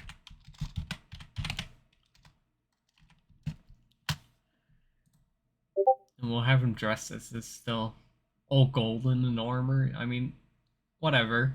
I mean, that's fine.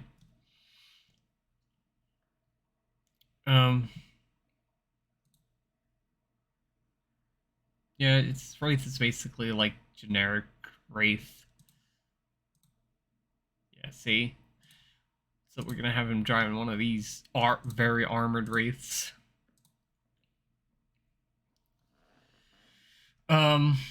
We can have a turret that he automatically shoots, so it's like armored on top. It's basically like a fucking automatic turret. No one's driving it, so has that. Like this guy's like not to be fucked with. Turret on top.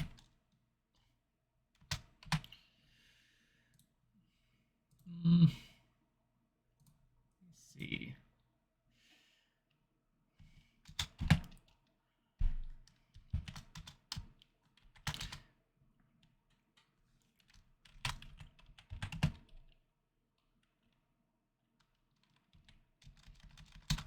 We'll just give him other Wraith drivers gang with him. No other units. I feel like this is fucking a fair enough fight. I mean, it's a whole fucking gang of tanks.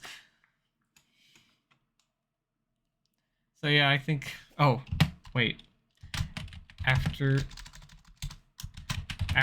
you kill him, you get... Oh, what's his gun again? Oh, heat wave. Oh, yes. Okay, I got a modified... And we're gonna make the heat wave. Let me get a picture of a heat wave, okay? Heat wave. It's a pretty good gun. It's like a foreigner shotgun. It's basically this thing right here. So I think, yeah, it should be like this. But this energy capacitor right here, whatever it is, completely taken out, and you see a bunch of tubing attached to it, and it runs along here, and at the base here, on the side here, we're gonna put like a fucking power unit from a Wraith, and gonna have, whenever you shoot it, it's like red bullets it shoots now, along with foreigner energy intertwined with it, and it's gonna leave like, it's gonna be exploding on contact instead of ricocheting around. It's gonna leave just like his Wraith does, leave a field of electricity. Modified heat wave with Wraith's power. No. Wraith's, yeah. Power unit attached to it. Instead of ricochet, I'm just gonna put it like that, it explodes on contact and leaves field of electric. I don't know.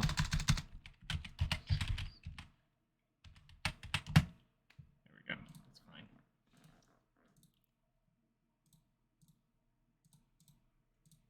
Spell check. Alright, so that's him. I think an armored Wraith is pretty... Overkill Wraith is pretty fitting for a Wraith Master. So next person, let's see. Oh, it's the female Jackal. Okay. Get a sippo of my coffee here. So, what's her name? Rithkol. I know she was like a loyalist to Tartarus of the Brutes. Rithkol was born in the Tower of Vitnos on the asteroid of Hazah. Whatever. These fucking weird names, man. One of the only cities of this colony to remain unaffected by the constant threat of piracy. After the Great Schism, her name rose to prominence in the Tartarus Circle, largely due to her intellect and strategic wisdom of space warfare, which earned her the role of naval combat architect. Oh my god, now I have a fucking brilliant idea. Functioning in this capacity, Rith managed to take down over 185 UNSC capital ships. Jesus fucking Christ. Making her one of the most lethal Covenant assets in space. When the Covenant finally came to an end, however, Rith took her frigate Dagger of Mercy and its crew, continue ransacking foreign relic sites and trading them in the beginning. Oh, budging. Oh my god, I can't. Why? I am not good at pronouncing words. Post-war, cross-species black market. Although lucrative, she desired to return to warfare and sought out ATRIOX for placement in the BANISH. Pinpoint Kneeler. Okay. Ooh, I got a pretty good idea for that. So let's take a look at her. This female Jackal right here. I like the helmet. the helmet's good. These little side shields are good too. I think the armor we can keep. Her little kneeler. So yeah, I would say have her locked away. So let me take a look at this map. So have her, instead of just walking out in the open like they do in the regular game, have her locked in a little bunker, in a little place where she's commanding. So let me locked inside of a command bunker, commanding, because she's a commander.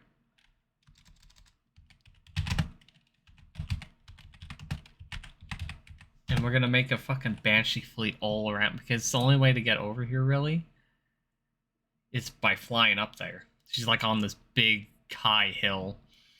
And I would say she has like... Oh my god. We could... No, that would be too many Banshees. Alright, I got something pretty tame, okay? I would say... Banshee fleet of 10 Banshees, okay? I think that's fair. 10 Banshees. Yeah, that's okay. And then put...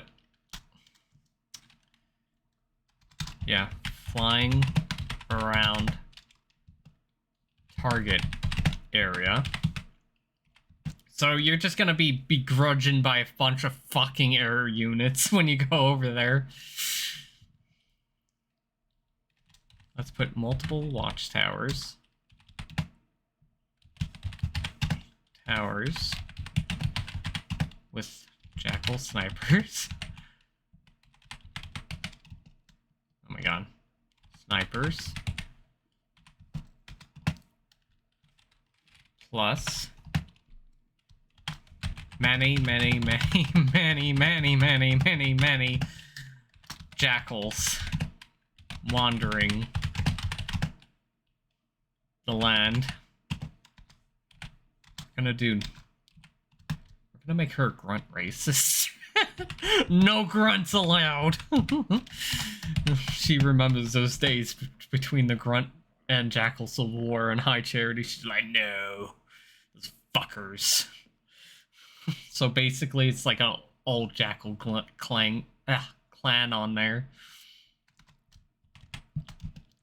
So once you break through the lines of defense,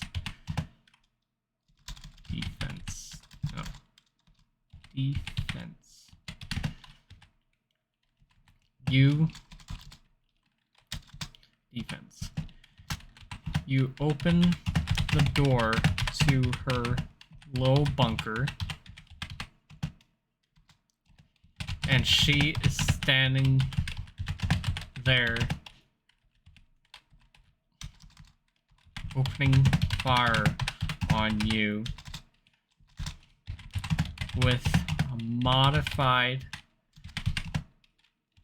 needler with high needle tracking with a holographic targeting computer appearing out on the side of it. Rapid fire needler. So this needler is like fucking powerful. She can die in like... We'll put 2 shots to head. I mean, she's like... I guess she's like a unarmored... She's just like a fucking commander, okay? She's just in there to like... Look, I'm just commanding armies. I'm not a fighter. But she's gonna have the best defense she can. She's gonna try to... You know what we can also do? She tries to cover head with shield gauntlets. 2 body guard. No. Guard jackals.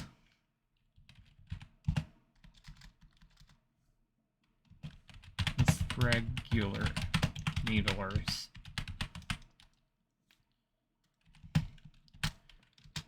Modified needler has. Let me take a look at it. So here's the needler.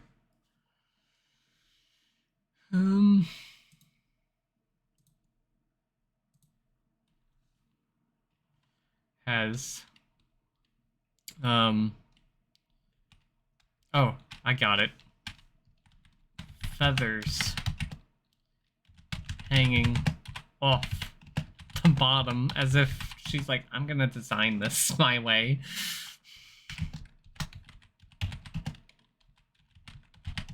Bright purple tint. No. Alright. Bright purple with pink markings.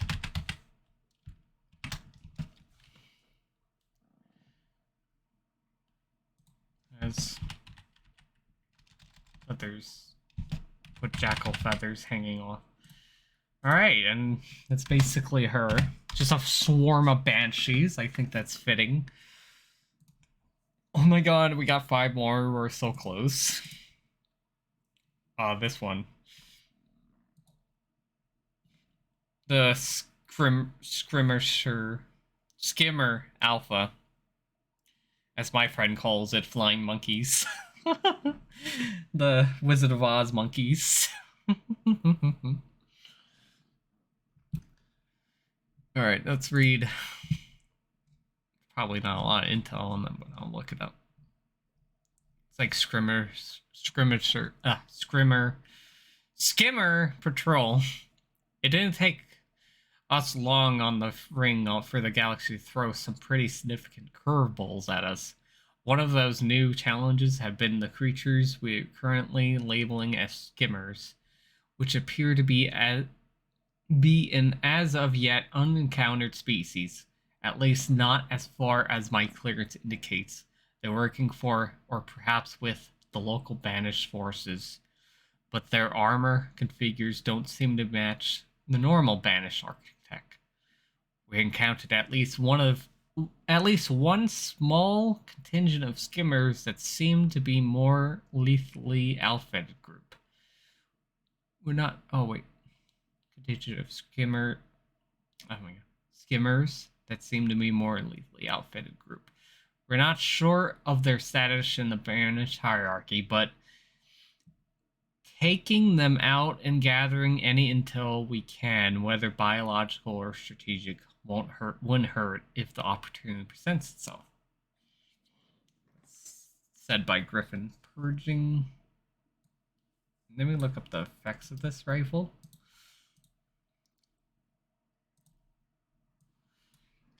Oh, I got quite an idea for this fucking rifle. Halo. What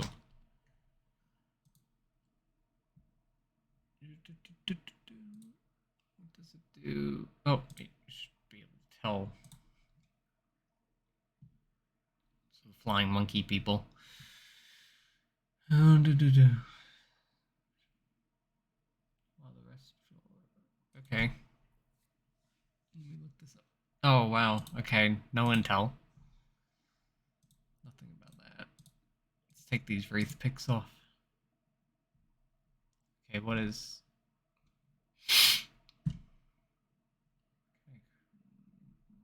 What does it do, though?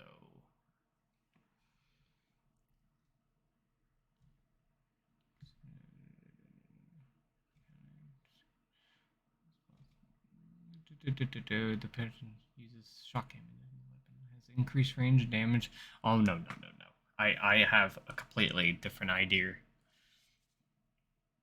It's a skimmer rifle. I guess you could keep it white like this. but I have an idea. I think, let me see how you would reload it. Yeah, you pop out this and then put a new cartridge in, but I got a whole new design. So basically, it's a bunch of monkey people inside of a cave. So let's have it.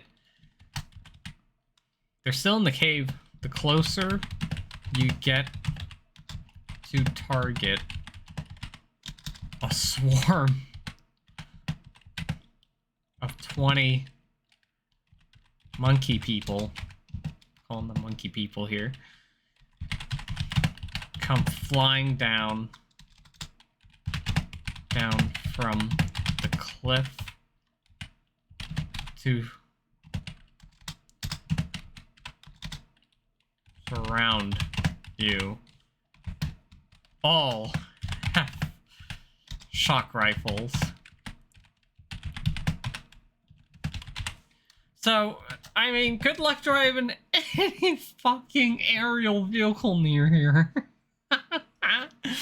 Or any vehicles that, in that matter, you're gonna basically use your vehicle as cover.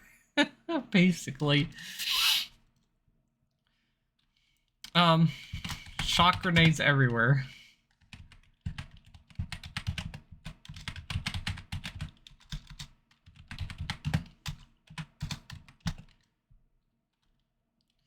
So, was it Target Monkey? I'm calling him Target Monkey.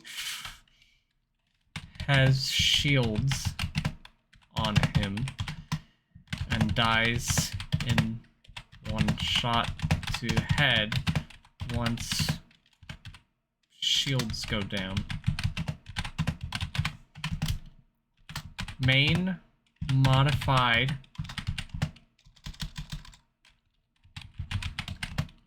weapon shock rifle has extended clip mag,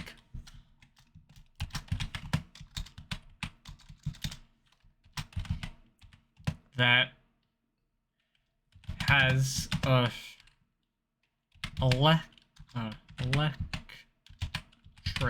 beam flame thrower type firing. So it's basically like a fucking electric beam of fucking flamethrower. You know what? I'm gonna put that instead of a beam, electric flamethrower type firing. So it just, let's put charges you in cave and lights you the hell up. So you're gonna need to be fucking careful along this group of other monkey people.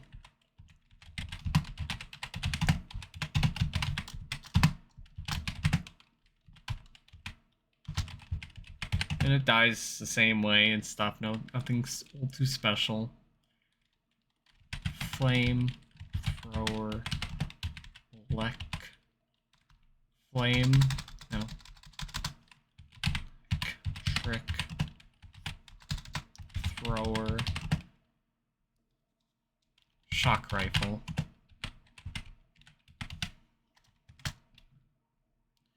And I would say, cut it down as if it's a sawed-off rifle. Oh, who's this? Oh, hey, Cannon. I'm redoing, the boss enemies of... What is it? I am writing a bunch of things, but I'm basically going through all the Halo Infinite open world targets, bosses, and I'm basically, like, redoing them in my own design. Like, oh, yes. Because they're pretty, boring how they are. Because they're just, like, average design with a weapon that does a little extra thing, but not that crazy of a thing. They have, like, simple clothing and all. I'm like, how can I redesign with my novice, like, game design brain? I just play games and enjoy them. I'm like, Let me think of a cool attacks they can do, cool weaponry. And yes, I'm glad too that you got to come. Thank you for watching. I really appreciate the views. Okay, so rifle, sawed off, barrel. So it's basically has short range than a shock rifle, which makes it fair. X this out. Okay, so the next group of enemies, the next target. We're almost done. Only 4 more to go. We're almost there. It's great. Okay, Mirrid. Let's read his little dossier. Take a sip of my coffee here. Sip, sip, sip. No, I'm gonna finish these. I think I'm almost streaming for 3 hours now. Okay, Mirrid. Recent reports on the Lekolo species have revealed some rather interesting and in some cases unsettling observation, in particular related to the strain of combat-ready forms known as Mekolo. We notice a behavioral evolution in scattered instincts, trending towards a more individualized identity and intelligence, rather than simply an order-following hive mind. We encountered this in recent years with the Swarm Lords that served alongside a dangerous independent faction of X-Covenant. What is it? Inkate? Led by Kiv Naze? As well as classified reports of a bond pair known as simply as Colony. Our current attentions have turned towards a unified bond pair called Mirad, single-handedly responsible for the deaths of 2 Spartan 4 fire teams. Oh wow. That's 2 Spartan. So 2 Spartan teams. Mirad represents not only an immediate danger to UNSC forces, but also another dangerous predicament in the species evolution. What is it? You get a cinder shot. I have quite an idea. Oh, I got quite a good idea. Alright, so it's basically a hunter pair. Really powerful hunter pair. I fought them before, and oh god, they're so deadly. But I got an idea for 3 hunters. So we're gonna keep Mirad as it is. They're gonna be like, but we're gonna also add, we're gonna take them away from being the target for the campaign, and we're gonna add a new target.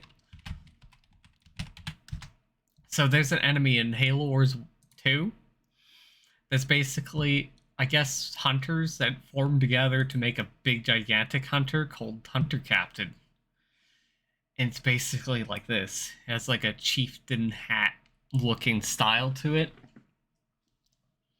And I have, so basically we're just gonna write down Mirad. I'm gonna put plus Hunter Captain. That's what it's named. And we're gonna have two hunters, red, and 1 hunter captain.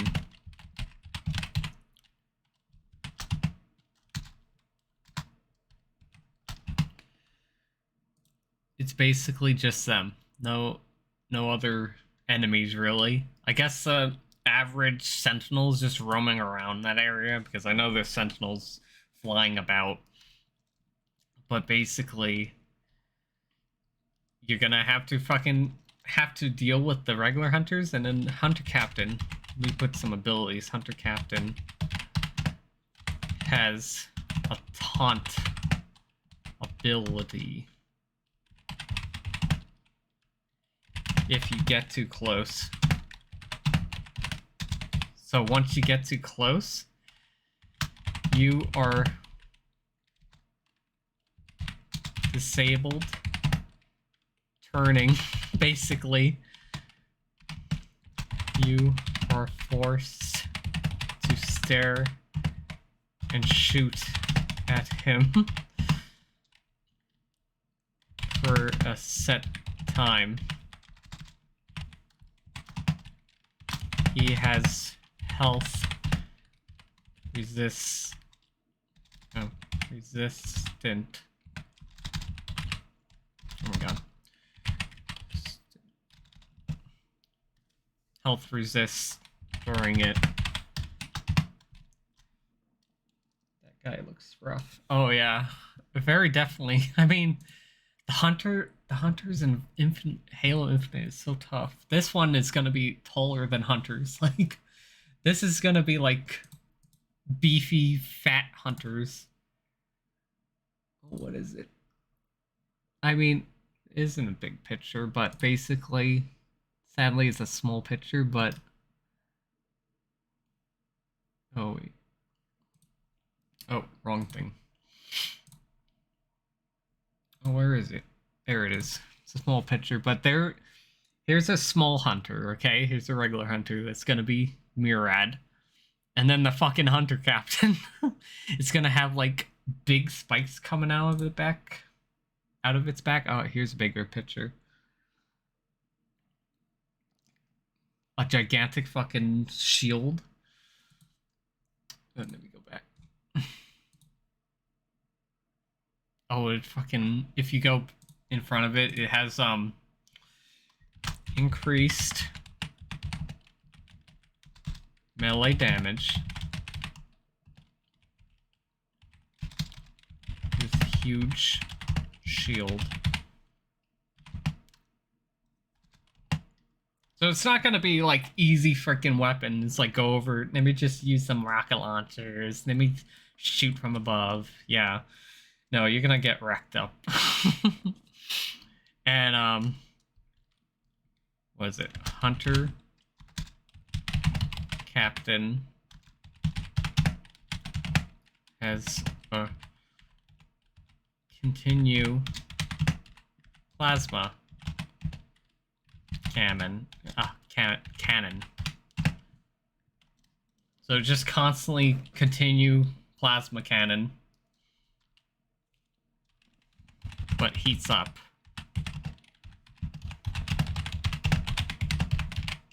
So instead of like Murad, like regular hunters, they have like burst cover, like burst cover shooting range. Plus firing range. No, firing mode. Regular hunters. So it's probably like pretty good idea to load a Razorback with a bunch of Marines with rocket launchers and quickly unload them out. But yeah, it's basically gonna have taunt ability. Oh, and either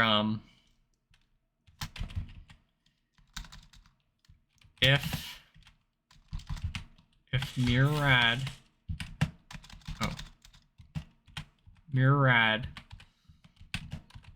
or was it couple? Was it Murad couple or captain dies first, the other goes into a hyper berserk.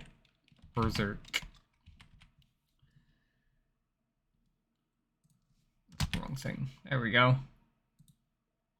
Oh wait, no. I'll put if Mirai couple dies first.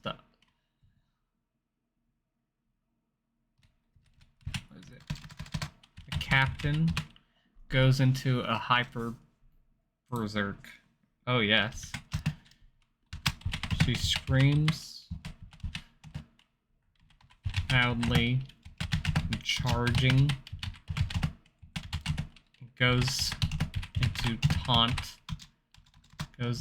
taunt more often, and starts slithering off the Golo worms, flinging off and popping.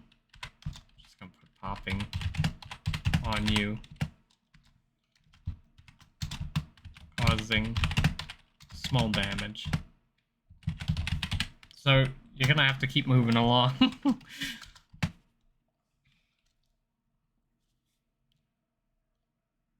So either kill the small hunters and get it really hard to kill him, or kill the big tanky hunter and then take off the two smaller hunters. That's pretty healthy too, because I know Murad, the couple are pretty deadly too.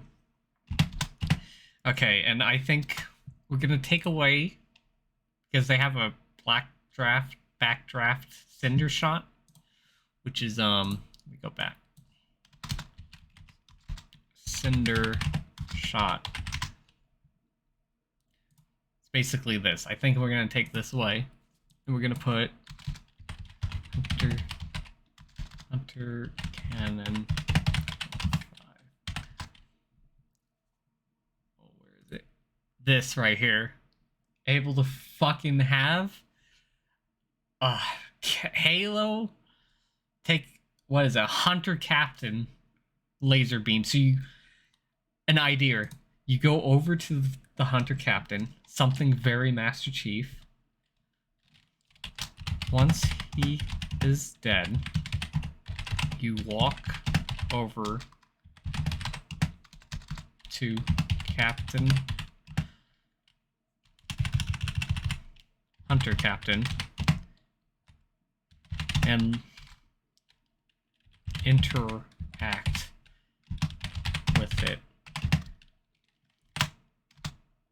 He leans down and grabs the freaking cannon on his hand, then yank the hacking cannon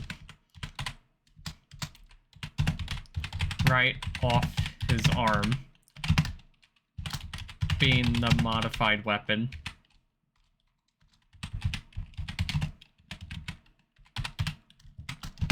Heck yes. Just a continuous laser beam that does quite a few damage. That's gonna be quite the fucking hard fight. Especially the taunt, being forced to look at the enemy. Oof. So 3 more. Ooh, we're getting close, everyone. Jackal sniping. Oh, I got an idea for this one. So over here, Baroth. He's up in the mountains. Perfect sniping position.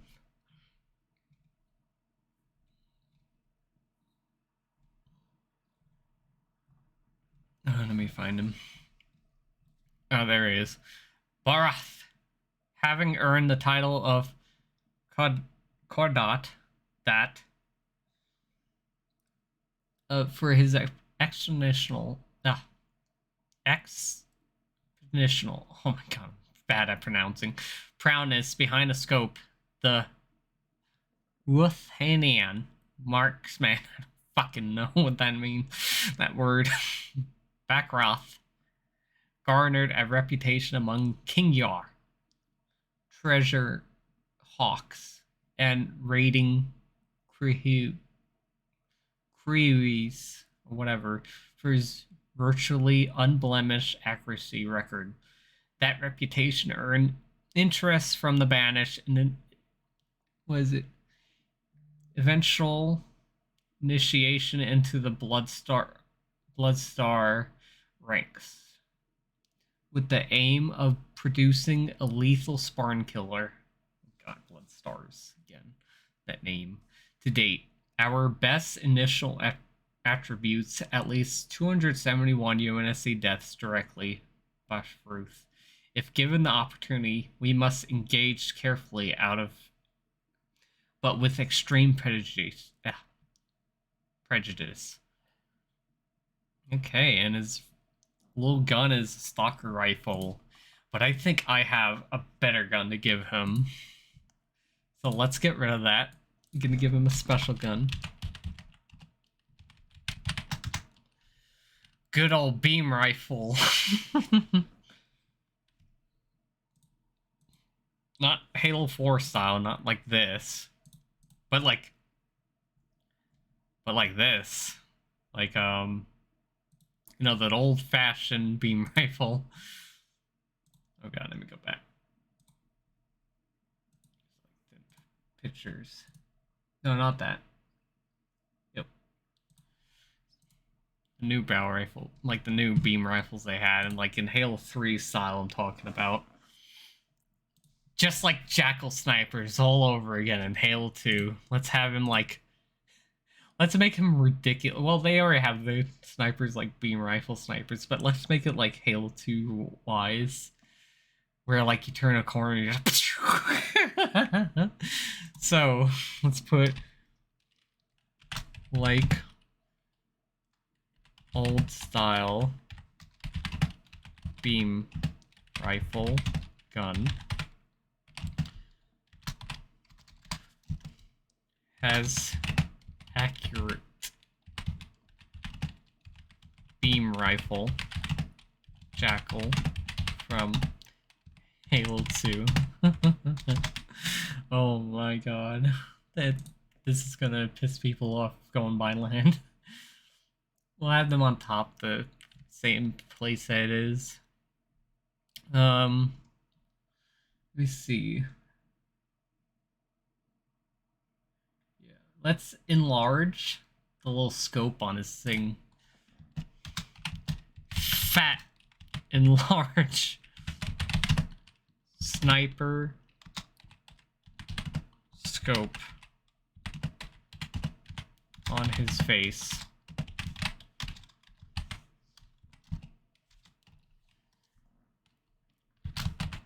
Can snipe your cockpit easy.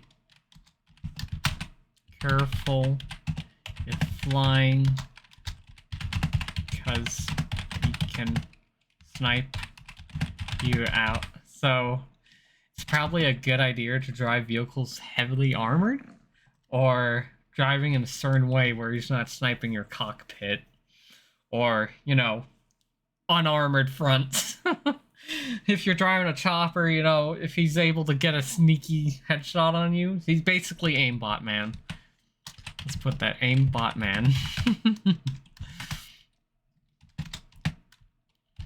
Same units around miscellaneous. Oh wait, yes. As you go higher on the platforms, up to him,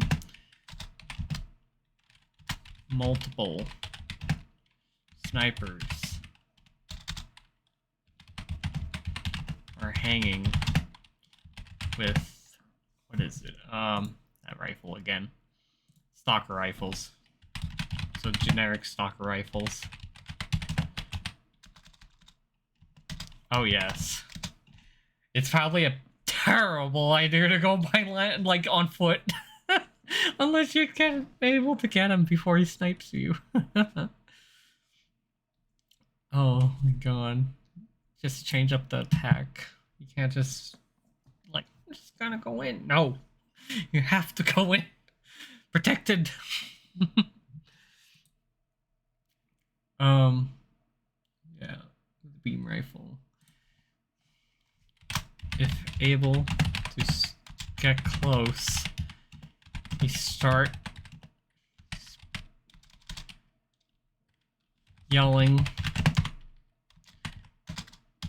in jackal tone English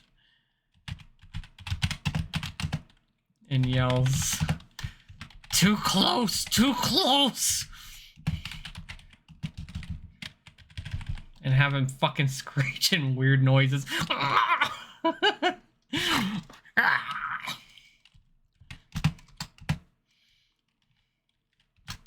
Modified weapon is old-fashioned, precise beam rifle.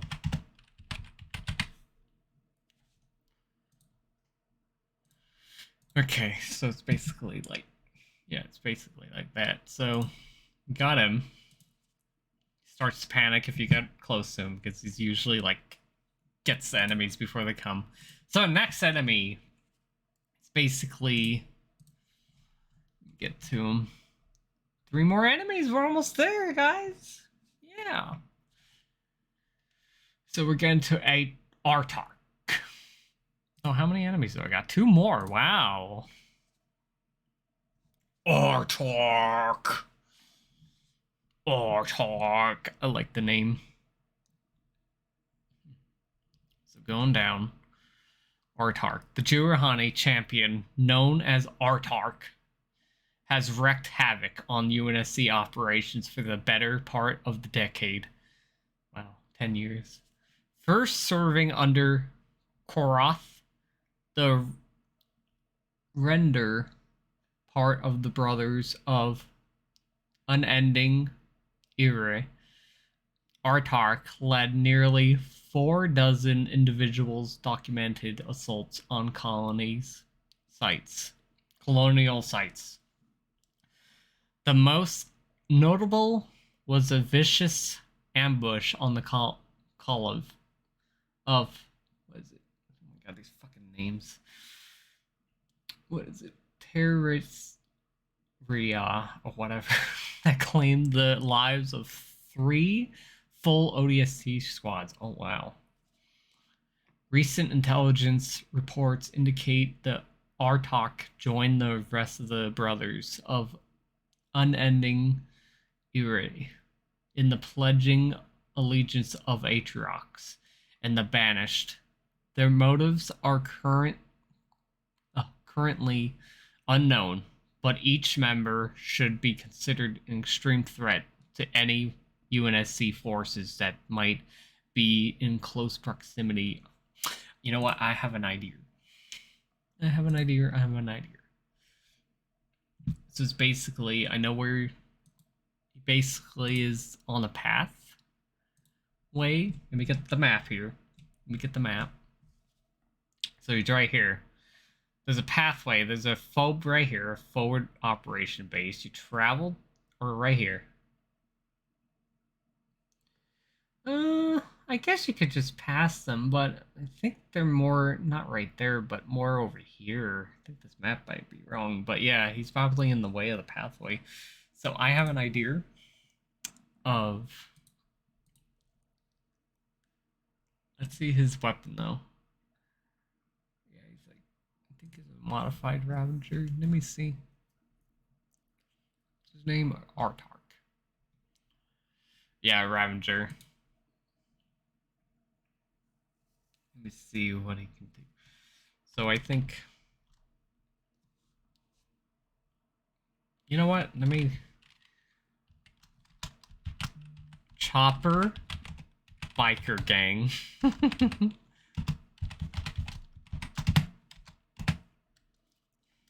Chopper Biker Gang. Yes. And what is it? Can shoot overcharged Ravager that leaves a pool of damaging energy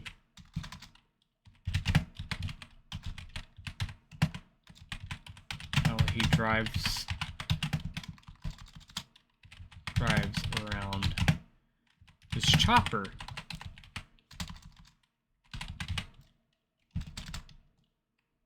And I think I got an idea too. Let me go back. Armored chopper. Oh god. Halo Wars 2? No, it's not here. I think it's Halo Wars 1.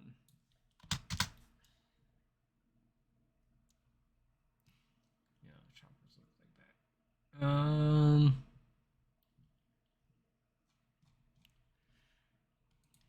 Halo Wars 1.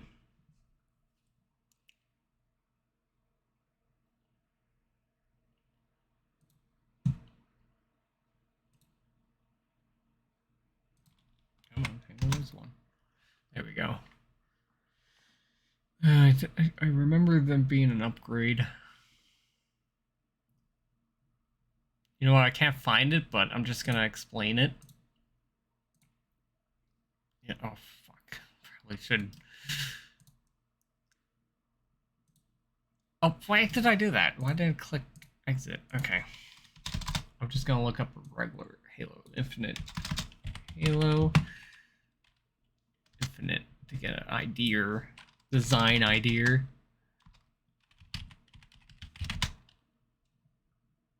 Okay. So Halo Infinite chopper. Just like this. Alright, so he has a gang like this, but he drives a modified one that has huge armor plating on the front. Not good for ramming, but, well, I guess it's good for ramming, but it isn't like rip apart it. But it has like this big bulky front, so it's like, it's a lot more armored. So let me put huge armor plating on front of wheel. Protect wheel. Expose. And pilot.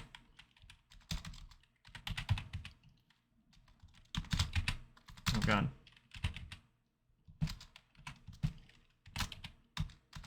He shoot Ravager over like artillery.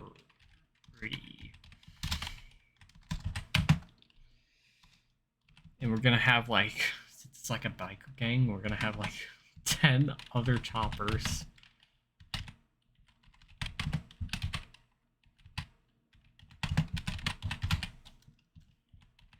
So it's like, oh wait, you know what? Let's make him more fucking crazy. 14 fucking choppers around him. He's the head chonko in front of it. So it's gonna be a lot of chopper bits flying about.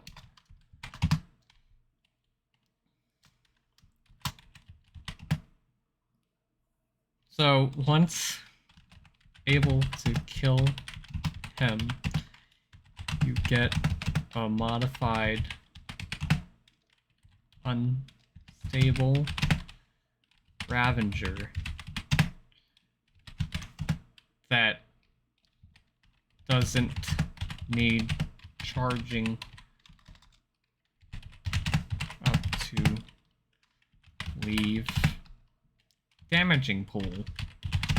Just automatically does it as if you charged up. Alright, that's our talk. Pretty simple. This one. Last one. This one's gonna be interesting. Ooh, we're so close to everyone. 15, almost making 15 people. Let me get a sip of my coffee here. Ooh, I'm about to finish it, so let me finish it. So I took like 15 sips total. Oh my goodness. Alright, Zenith over here at this cliff. The last boss type enemy. So, one of the most serious officers in the Banished, Zinthas, known to his peers as the Scourge Maker, was among the first to join the faction after ATRIOX made his standard against the Covenant. Since then, he been a critical component of Banish exploration efforts, leading numerous operations to scour foreigner relic sites in search of critical assets and destroying anything that stand in his way. In one such operation on the Ocean Moon, Logline, Zittereth ordered the oh my god, I'm just fucking up talking. The sinking of UEG research colony in pursuit of an ancient foreigner site beneath the seas of the 1,244 scientists and analysts stationed there. No survivors. Okay. So, this guy, he's a Scourge Master, he's a Scourge Maker, he's a human rocket launcher, and I think we can make him more extreme. I think the rocket launcher's perfect. I think we can really make it where he fucks up the rocket launcher to his design, the main rocket launcher. So I think maybe let me clear this. Skewer. Halo Infinite. Okay. So one of these, he basically rips one of these apart, a skewer. So he takes the tube and everything. Well, he keeps the rocket the same. I guess he rips some components off, but he covers it with different parts from this. Adds a bayonet to the rocket launcher. He basically turns it into like a brute-style human rocket launcher.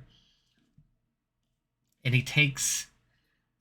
To make it... This is a rocket launcher that, in the campaign, attracts. So it's a bitch when I flew over there to kill him.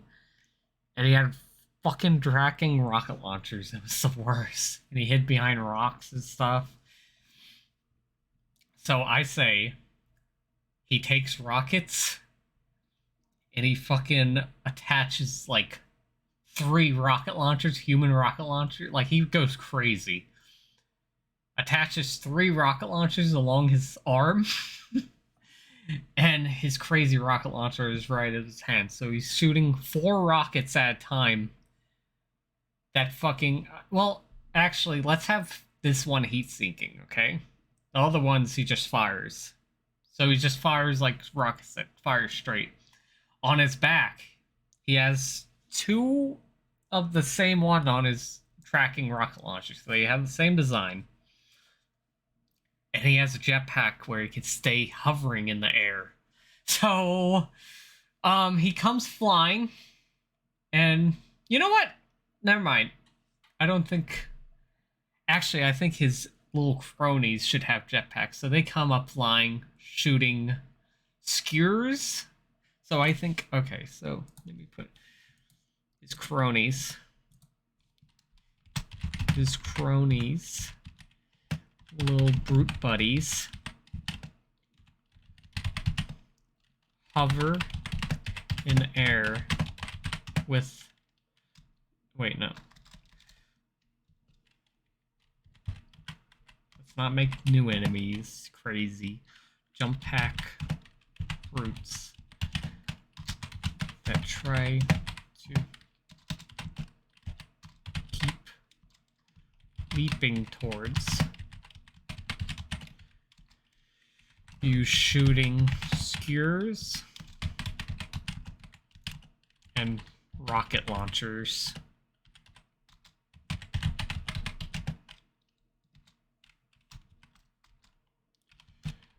About, let's add 10 fucking brutes of that. No, that's too much.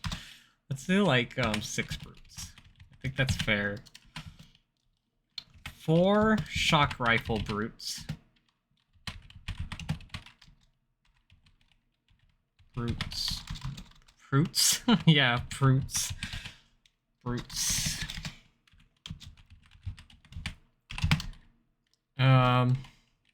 5, no. 2 stock rifles. And once closer to him, multiple drop pods around him, around target. Let's do let me think. Oh, do miscellaneous troops around him. Just have ravaged troops around him. Okay, so let's add on his back. Yeah, he has the rockets that point upward that heat sink. So you got 3 heat-seeking missiles coming at you. 3 heat-sinking missiles coming at you. Plus 3 regular missiles.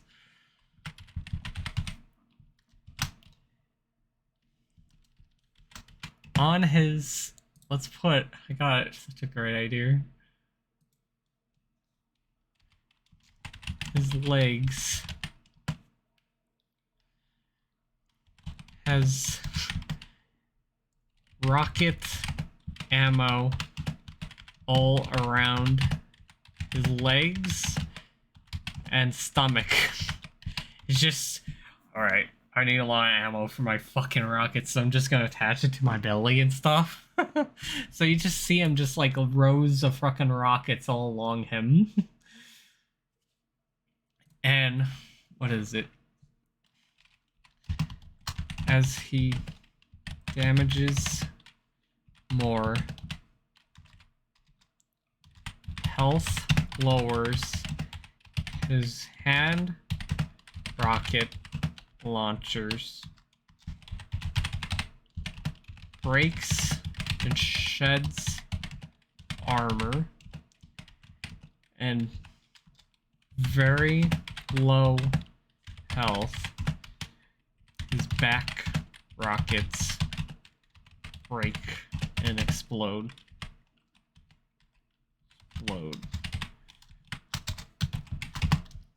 He limps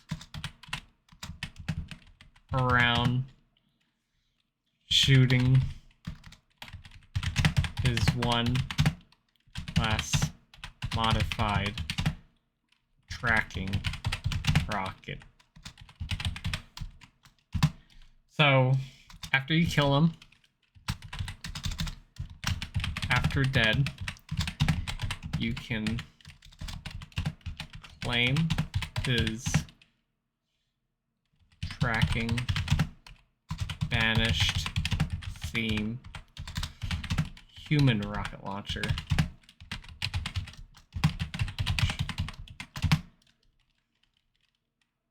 So basically, the only way to really kill him, it's like driving vehicles, anything slow, even anything fast, you're fucking dead. Those missiles are gonna fucking hit you unless you're god at dodging rockets. You're better yet to snipe him from a distance away, or cover, run, kill, just pick them off one by one. I think it would be quite an interesting fight and make it hard.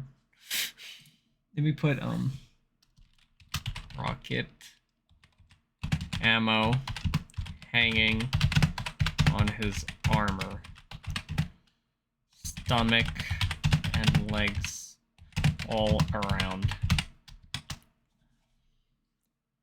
Okay, all right, I think I did it. We did it, everyone. I redid all the fucking open world boss. Look at this. I have made the boring enemies they have in the campaign more interesting. in it. I don't think it's too crazy. Just it adds just a few interesting vehicles and stuff, and a few interesting weapons. I still kept basic design instead of just the boring world. But yeah, that is my design for all of these. How long was the stream? Jesus Christ. It took 3 hours to fucking make this. Let me save this. Oh, I think it just saves automatically. So let me rename it. Alright. So Halo Infinite.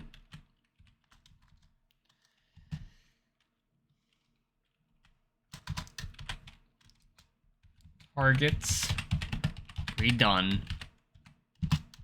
to be cool. Whoa.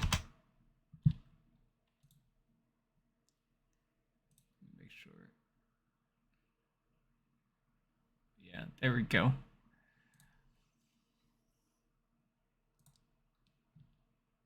Awesome.